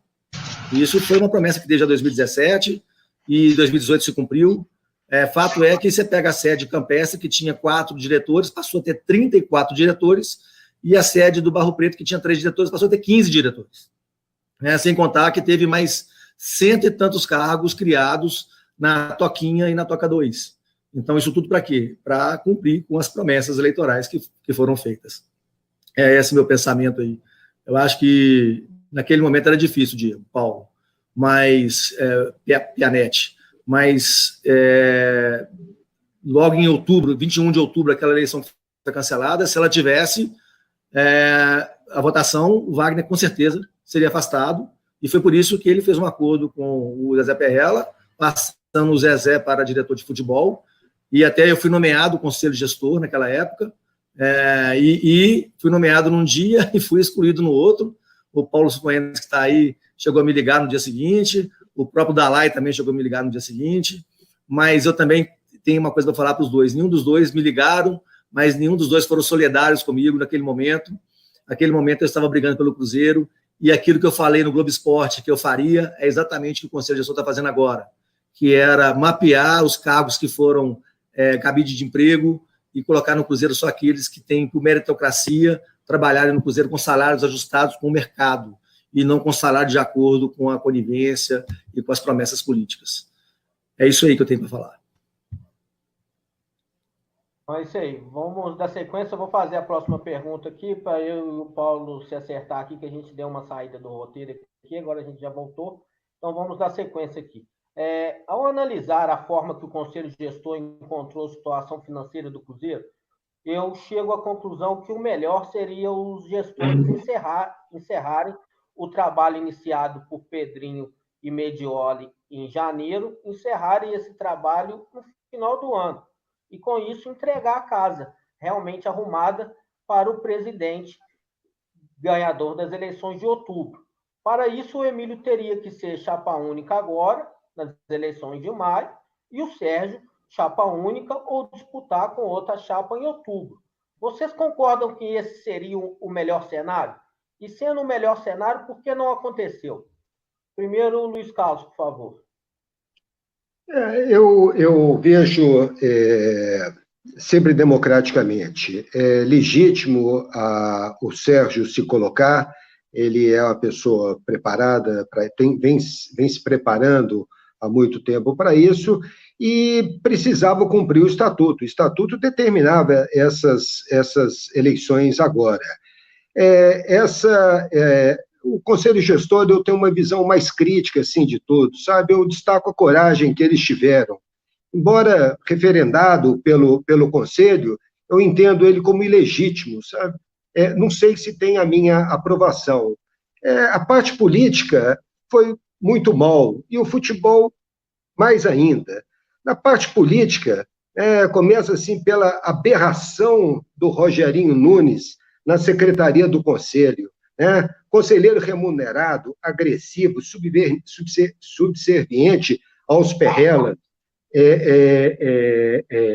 O futebol, os erros que custaram o primeiro semestre e podem comprometer o segundo. Então, eu tenho uma reserva assim, sobre o Conselho Gestor. Eu acho que a democracia é assim mesmo, e está colocado. As eleições irão acontecer agora, dia 21. Paulo Cifuentes, por favor. Eu acho que o Conselho Gestor executou um trabalho bastante profícuo, onde empresários, naquele momento difícil do Cruzeiro, se afastaram de suas funções e de suas empresas, e por sacrifício, sem qualquer contraprestação remuneratória, eles fizeram um trabalho, estão fazendo de grande utilidade para o Cruzeiro. Então, eu acho que o Conselho Gestor executou seu papel, e ontem, pela entrevista que eu ouvi de ser parte de seus membros, eles agora encerram a participação em maio, não vai, ao que foi dito, haver disputa. Então, acho que foi uma passagem muito promissora, feliz do Conselho Gestor, e que deu uma grande contribuição para o nosso Cruzeiro nesse momento de transição, de reconstrução. E, segundo foi dito ontem, eu acho que nessa transição, pelo que ontem Emílio Brandt disse na sua entrevista, eu acho bem razoável que se possa materializar essa ideia, embora difícil no aspecto estatutário. Porque seria o caso, então, em sendo chapa única, se houver chapa única, se não houver, como de fato o Emílio não lançou e não vai lançar candidatura. E se não surgir até o momento próprio do Estatuto, algum lançamento de outra chapa, seria possível, para evitar duas eleições, que essa de 21 de maio pudesse ter, então, através de uma alteração estatutária em disposição transitória, uma eleição que pudesse caminhar para 6 meses e mais 3 anos. Isso eu acho que, ontem que foi dada essa ideia, eu acho assim, interessante, mas, repito, acho pouco viável, porque isso demandaria, nesse momento de pandemia, como se teríamos que ter uma eleição assim, virtual, e aí demandaria uma situação que não está no Estatuto, embora pudesse caminhar nos termos do artigo 10, inciso 14, como uma situação omissa que pudesse gerar essa eleição virtual, que pudesse, então, apanhar uma assembleia extraordinária para essa alteração estatutária, mas acho difícil. Então, o mais certo mesmo que deve acontecer é essa eleição que vai dar conta desse mandato tampão até dezembro, envolvendo a direção executiva e envolvendo o Conselho Deliberativo. Acho que é esse o caminho. Baroni? Eu concordo que a continuidade do Conselho Gestor seria importante, né? Embora você vê o aspecto democrático, como o Carlinhos falou e o Cifuentes falou, é legítima a candidatura do Serginho, mas eu me preocupo muito com o Cruzeiro, e a gente está vivendo, e eu até falo assim, que até a questão da pandemia, do coronavírus, até uma eleição não seria tão prejudicial, mas a gente já vai ter queda de receita, já está com a queda de receita em função de uma Série B, eu não costumo falar Série B de jeito nenhum, mas a gente está com essa questão de queda de receita em função de estar na Série B, aí agora vem a questão da pandemia, a paralisação de jogos, a paralisação do clube, o mundo deve passar por um comercial grande, e aí você vem, muda uma gestão, então a minha preocupação é com o Cruzeiro, eu não faço, eu não venho aqui para puxar para ninguém, nem para nem para Sérgio Rodrigues, nem para outro que seja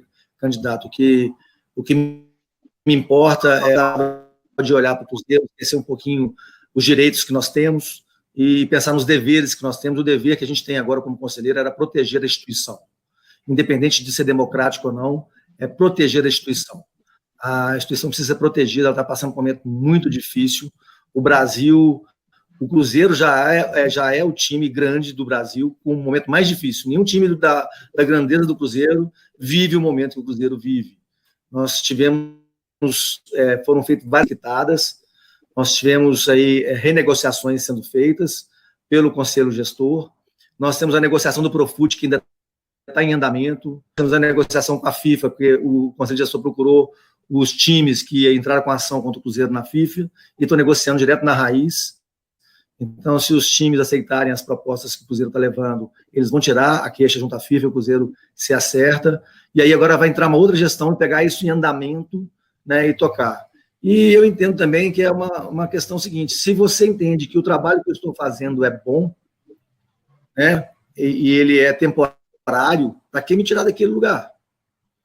Então, eu entendo a posição do Conselho Gestor, quando o Emílio se lançou candidato, e teve uma aceitação, e logo depois veio essa disputa, e eu tiro o chapéu para o Emílio, porque, deixar bem claro para algumas pessoas, ele não deixou de ser candidato, porque, vamos falar, porque não tem voto, tem sim, tem voto sim, eu sei como é que funciona o Cruzeiro, o Conselho, eu participo de muitas facções do Cruzeiro hoje, em termos de grupo, tenho abertura em muitas delas, para conversar. Seria uma votação expressiva para os dois lados, e com certeza quem ganhasse não ganharia com uma larga vantagem de votos, não. Seria uma coisa muito próxima. E o Conselho Gestor, maduramente falando, são pessoas mais maduras, eles entendem que o Cruzeiro não pode passar por além de passar pelo processo de reconstrução, além de passar pelo processo de reconstrução mundial dos países e do Estado e do município, em função da pandemia, ainda ter essa questão de acirramento político, né? E, embora o Luiz Carlos falou sobre ter nós 4 aqui como candidatos, né? O Paulo Pedrosa não está, eu também não acho isso bom para o Cruzeiro também, não. sabe? Eu acho que isso, de certa forma, pode beneficiar aquele que não poderia ganhar as eleições, né? Uma vez que eu vejo aqui que nós três aqui, a gente tem uma linha mais parecida do que é do Paulo Pedrosa, que está sendo apoiada pela família União, por exemplo. Então, não me preocupa o Paulo Cifuentes ganhar, não me preocupa o Carlinhos ganhar, mas eu tenho uma preocupação muito grande do Paulo Pedrosa ganhar, e eu falaria isso com ele aqui, se ele estivesse aqui, quem me conhece sabe que eu falo mesmo, que não tem esse negócio comigo. Eu acho que ele ainda representa a família União, ele está sendo, com a campanha dele, está sendo administrada pelo Gaúcho, pelo Galinari, e a gente não pode deixar isso acontecer. Então, é dessa forma que eu penso. O Cruzeiro, ele é maior que todos nós. O Cruzeiro só não é maior que a torcida, mas que o Conselho, ele é, com certeza. Aproveitando essa deixa aí do Baroni, né, sobre a candidatura do Emílio Brandt e tudo mais, a gente soube, através do Paulo Croix, que as eleições foram confirmadas para o dia 21 de maio e a retirada da chapa do Emílio. Eu gostaria de saber dos senhores por que dia 21 de maio, sendo que no estatuto, após a renúncia, prevê novas eleições em 90 dias, e se há alguma possibilidade de uma reviravolta. A gente sabe que o Conselho Gestor não é a favor dessas eleições. Por favor, Paulo. Parece que não vai haver recuo. Ontem mesmo já havia uma nota oficial do Conselho Gestor, no sentido de que não haveria disposição para disputa, e ontem houve a reafirmação. Então, a meu ver, não seria caso de reviravolta. E, ao que parece, se não surgir algum fato novo, que seria o lançamento de uma outra chapa, tudo leva a crer que possa haver essa chapa única, capitaneada pelo Sérgio Santos Rodrigues, me parece muito credenciado, e, como já foi dito pelo Baroni, ele se preparou desde o pleito passado para essa disputa, e agora sim me parece bastante credenciado para ocupar a presidência do Cruzeiro. Agora, vamos aguardar até o dia 11 de maio, que é o dia fatal para o lançamento de chapas, para ver se de fato se confirma. Mas eu não creio, pelo que eu percebo, alguma reviravolta nesse processo, não. Giovanni, por favor. Só, Paulo, quando você está falando a questão aí, vai ter as eleições, sim, no dia 21 de maio. Outro fator é o seguinte: o nosso estatuto, ele fala no artigo 26, ele prevê que o presidente do Conselho, ele convoque as eleições, mas não determina prazo. O estatuto antigo, ele falava que se tinha que convocar eleições com 30 dias e que as eleições tinham que acontecer no máximo até 90 dias após a convocação. Mas o estatuto que foi refeito em 2009, ele no artigo 26, está faltando lá o prazo. Então, realmente. O presidente Dalai aí, o interino, o Dalai como presidente interino, ele não está descumprindo o estatuto, não.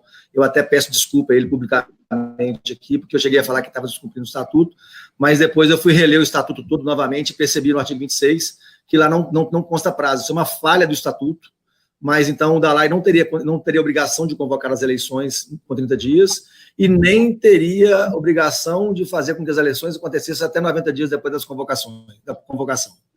O que eu entendo que esse prazo demorado, ele estaria prejudicando o Cruzeiro em função da Copa do Campeonato Brasileiro, que estaria já no meio, com 5 ou 6 rodadas no mês de maio. Mas com essa pandemia, então já não atrapalha em nada a questão das eleições. Mas não tem nada de errado aí em relação ao estatuto, não. Luiz? A mesa diretora falhou, a presidência do Conselho falhou de não convocar imediatamente as eleições. Isso já era para ter ocorrido há mais tempo, evitava muito desgaste. Quem assumisse a presidência teria mais tempo de projetar 2019, então falharam nesse sentido. Com relação à retirada da candidatura do Conselho Gestor, eu entendi de outra forma. O Conselho Gestor tirou a candidatura dele. Os 3 que se colocavam eram candidatos do Conselho Gestor. Mas passa a ser premente, nesse momento, uma composição, uma terceira via aí, tem que haver uma conversa do Emílio com o Granata, com o Marcinho Rodrigues, com o Maurício Silva e outros, cruzeirenses de estirpe, né? Eu gostaria que tivesse debate para presidente, que não fosse chapa única, não. Paulo? Não, já vi, eu manifestei já. Diego. Fala, Diego. Fechou? Fechou. A conversa está rendendo tão bem assim que às vezes a gente até esquece que a gente vai para o outro. Tá certo. Então, vamos aqui à penúltima pergunta antes do início do nosso debate, que vocês vão apresentar suas propostas e visões. O Sérgio Rodrigues, que, a meu ver, perdeu injustamente as últimas eleições, é um cruzeirense extremamente preparado em todos os aspectos para ser presidente do clube. Agora, com a retirada da chapa do Brandi, ele está caminhando para ser chapa única. Mas, hoje pela manhã, já obtive informações que vão de encontro à fala do Luiz Carlos, que existe um movimento dentro do clube para sair uma terceira via para concorrer diretamente com o Sérgio Rodrigues de forma democrática. Realmente esse movimento existe, vocês têm informações que ele já está sendo elaborado e que nós poderemos ter uma disputa entre Sérgio Rodrigues e a outra chapa nessas eleições do dia 21? Luiz Carlos primeiro, por favor. Bom, eu vejo como necessário essa terceira via, né? Eu entendo que tínhamos duas correntes distintas, uma com perfil mais conservador, ligado ao Conselho Gestor, né? A outra representando a mesmice política, com conchavos e alianças, os velhos protagonistas, né? Sérgio, jovem, com boa formação, determinado e se habilitando para o cargo, mas os apoios, quem o apoia, Pedrosa, Pedrinho BH, com todo respeito, Perrella, Alvimar, Zé Maria da Estilos, Gilvan, Lindson, Chapunhão, me passa uma impressão de um acordão. Eu torço para que haja essa terceira via, pelo menos para o debate. Baroni? Tem uma situação interessante, né? Porque igual eu falei, eu sou contra essa eleição agora de maio, né? Por mim, o Cruzeiro vem na frente, não vem, a democracia vem antes, o Cruzeiro vem na frente. A saída, a retirada da candidatura por parte do Emílio, eu concordo com ele. O Cruzeiro não pode sofrer mais esse acirramento político. Não dá conta. O clube não dá conta. Gente, o clube está arrasado. Passaram um trator em cima do clube. Arrebentaram com o clube todo. Vocês não têm noção, a torcida não tem noção do que aconteceu dentro do Cruzeiro. O negócio é muito grave, e muito grave mesmo. Os contratos que foram pegos, contratos feitos com jogadores, são contratos que são terríveis. Tem jogadores que tinham contrato com metas, sabe? Se jogasse tantos jogos, ganhava mais não sei quantos milhões de reais. Se fizesse tantos gols, mais tantos milhões de reais.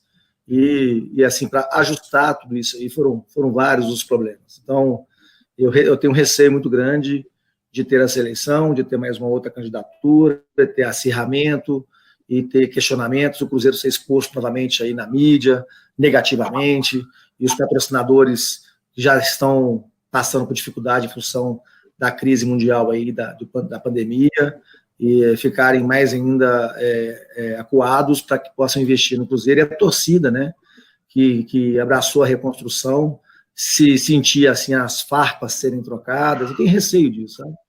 A coisa no Cruzeiro politicamente ainda não é uma situação ainda que possa dizer assim, está amigável, não, sabe? Ainda tem, igual eu te falei, grupos entre 8 e 10 grupos, e isso pode ser um problema futuro.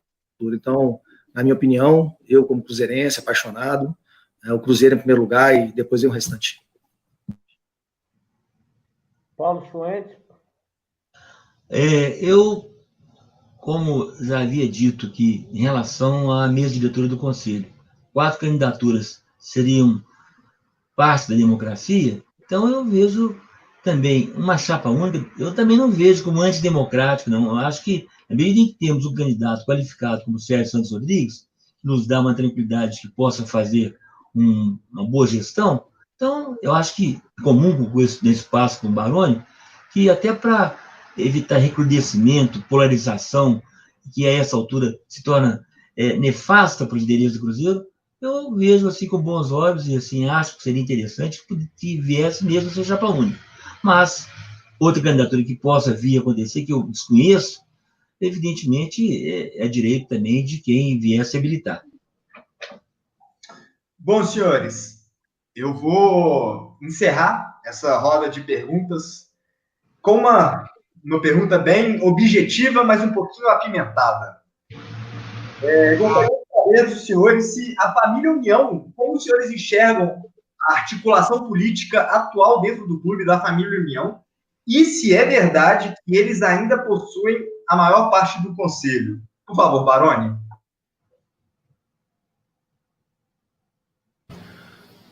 Paulo, a pergunta é sobre a família União, sobre o quê? Porque eu não entendi bem. Se a família União continua se articulando politicamente ali dentro do conselho, e se eles têm ou não a maior parte do conselho. Continua articulando, sim. Tá? Inclusive o Paulo Pedrosa, que não está participando aqui, ele é um candidato à família União, né? Você vê que a campanha dele está sendo feita pelo Gaúcho e pelo Galinari, que eram os líderes da família União. A família União hoje ela não ganha, ela sozinha ela não ganha, porque muitas pessoas que participavam da família União, ela foi dissolvida, né? A família União dissolveu, criando outros grupos menores, para um lado e para o outro. Então, hoje não ganharia a eleição, não. Tá? Hoje, entre grupos, o grupo maior hoje é o Transparência. Isso eu falo sem modéstia nenhuma. O grupo maior hoje é o grupo Transparência, em termos de conselheiros. Mas a família União seria o segundo grupo, né? Mas, porém, como tem outros grupos menores que vieram da família União e que não querem a família União de jeito nenhum, ou seja, votem qualquer um menos na família União, então eu não vejo possibilidade dela vencer. Como nós estamos aqui, nós três, e tem mais um candidato da família União, que é o Paulo Pedrosa, o único receio é que entre nós três nós possamos dividir votos entre nós, de tal forma a favorecer que a família União tenha mais votos que nós três juntos. Eu acredito que a família União hoje tem uns 70 votos. Eu entendo que a gente deve ter uns 300 votos na eleição do dia 21 de maio. Então, sobraria 230 votos para dividir entre nós três, né? Se tivesse essa votação. Então, se tivesse algum problema aí, tivesse um segundo turno, sei lá como é que vai funcionar. O único receio é esse, mas eu falo assim, nós precisamos de sangue novo no Cruzeiro, isso é certo. A família União, a chapa dela não traz sangue novo, nós precisamos de pessoas que possam estar entrando agora e fazer um trabalho que até agora não foi feito. Mas ela não vence, não, pode ficar tranquila, a torcida, eu não vejo ela ganhar a eleição, a não ser que tenha essa articulação aí por trás. Mas eu tenho convicção que também nós três aqui vamos estar cuidando para que isso não aconteça. Luiz, por favor. Eu não acho que a chapa União tem esses 70 votos, não. Deve ter uns 50. Se retirar os 30 conselheiros que foram remunerados e não poderão votar, têm que ser excluídos do quadro de conselheiros, restam pouquíssimos. Entre esses pouquíssimos, o Pedrosa, que se coloca como representante da chapa União, né? Já teve todo aquele percalço das besteiras que falou, aprovando as contas do Wagner previamente, e na semana passada ele gravou um áudio com as eleições convocadas, marcadas, dizendo que estaria apto a assumir o Cruzeiro interinamente. Então, vejo um grande desespero na chapa União, não vejo unidade neles. Eles contam que, como apoiam o Sérgio Rodrigues, que terão o apoio de dos conselheiros que apoiam a chapa União, dos Perrelas, do Gilvan, dos Massi, e isso aí. Então, eu não vejo essa força na chapa União, não. Eu acho que o Cruzeiro vai estar muito bem representado no Conselho por um de nós três. Paulo? Agradeço o Luiz Carlos e o Baroni na parte que nos toca, né? Porque, de fato, se vier a ser eleito, procurarei fazer, como tenho convicção que o Luiz Carlos e o Baroni, e também suponho que o Pedrosa também farão o melhor possível para o Cruzeiro. Agora, eu, assim, quero sempre conclamar a todos que o voto seja consciente, que não haja jamais qualquer tipo de voto que possa estar imbuído de chancelar tudo aquilo que de irregular ocorreu nos últimos tempos do Cruzeiro. Isso é que eu conclamo os conselheiros do Cruzeiro, independentemente de qualquer facção que possam representar. Que votem naquele que, de fato, possa fazer o Cruzeiro ser resgatado, o Cruzeiro vir a ser aquela grandeza que sempre foi. Então, essa é a minha colocação.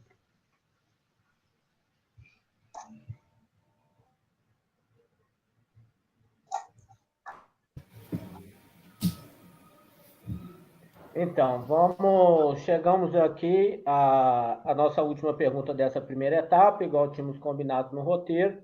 Vamos dar entrada agora ao debate direto, com 3 minutos de resposta para cada um. E antes disso, eu gostaria de fazer para vocês aqui um pedido, que com certeza é o pedido de todo torcedor que está acompanhando essa live, que vocês três repensem aí a candidatura para não fortalecer e para impedir completamente a possível volta da família União. E quem sabe vocês possam conversar e diminuir aí esse número de candidatos para que essa possibilidade seja nula e seja zero, para que eles nunca mais voltem. Fica aqui somente um pedido de coração de um torcedor, que com certeza é o pedido de muitos que estão acompanhando. Então, vamos dar início ao nosso debate. Enfim, a primeira pergunta... Também queria só, antes de passar isso aí, certo, eu quero só dizer, e peço desculpa ao Giovanni e ao Luiz Carlos se me antecipei isso, que eu quero realçar que eu tenho maior consideração, apreço pelo Baroni, que eu respeito profundamente, tenho maior apreço, consideração, amizade com o Luiz Carlos. Então, evidentemente que nós estamos, embora hoje em situação de antagonismo em termos eleitorais, mas a nossa afinidade é muito grande, eu, Luiz Carlos e o próprio Baroni. Então, evidentemente, qualquer sentido de conciliação, da minha parte, tem convicção deles também, não haveria nenhum problema. É claro que, não obstante, em persistir nessa disputa, será feita no melhor sistema democrático possível. Mas, assim, repito, essa questão de possibilidade de conciliação, eu entendo que é possível plenamente, tendo em vista que eu me dou muitíssimo bem com os dois colegas, Baroni e o Luiz Carlos. Eu acho importante, nesse momento, nós respondemos a essas perguntas aí, mas não falamos ainda na plataforma de cada um, com o que cada um dos candidatos pensa com relação a o que será feito caso seja presidente. Importante colocar para ser debatido. Então, o momento é esse que a gente está abrindo o debate. O debate vai funcionar da seguinte maneira: vocês terão 3 minutos para dar uma resposta, eu vou cronometrar aqui. Dentro dos 3 minutos, eu posso acrescentar mais 1 minuto a cada resposta, não mais do que isso. Começo com você, Luiz Carlos. Diego, oi. Só uma pequena observação, assim, e até diria assim, um pedido. Diga. Será que poderia ser dado assim 2 minutinhos de intervalo até chegar o momento final aí do nosso debate? Pode sim, vamos aguardar 2 minutos de intervalo, então? Só 2 minutos. Pausa técnica. Beleza. Porque programa ser, então. Merchan. Vamos inventar um merchan aqui agora. Obrigado, com licença, Mutinho. Então, beleza, então, 2 minutinhos. Tem que ir no banheiro, meu amigo. Ninguém aguenta, não. Isso aí, voltamos em 2 minutos. Então, beleza. Eu vou me ausentar também 1 minuto aqui. Segura aí, Paulo.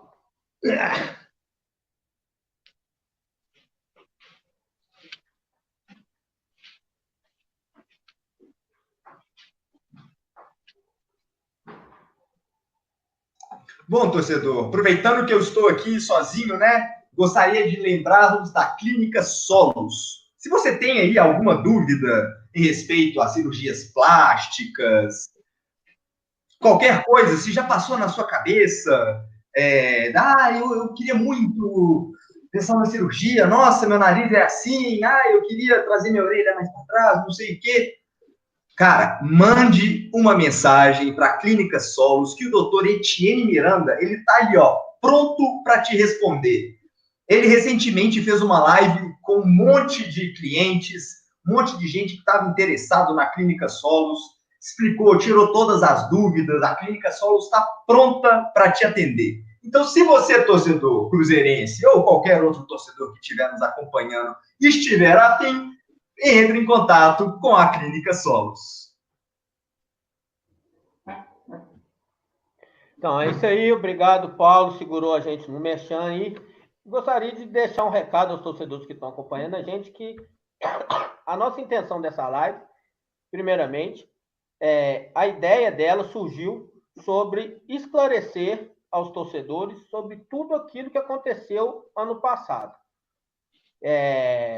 Eu sei que a maioria de nós não temos conhecimento do que aconteceu, nós não temos conhecimento sobre a maioria das perguntas que foram feitas sobre o Conselho Gestor, então essa foi uma oportunidade que o Informativo Cruzeiro teve de reunir os pré-candidatos para a gente poder, primeiramente, esclarecer sobre todos os fatos decorrentes do Conselho Gestor nesse ano tão maldito na história do Cruzeiro, em que a gente não teve explicação e que todas essas respostas do Luiz Carlos, do Paulo, do Baroni, serviu para a gente ter uma noção daquilo que aconteceu, do que foi o estrago, de quem fez o quê, do que deixou de fazer.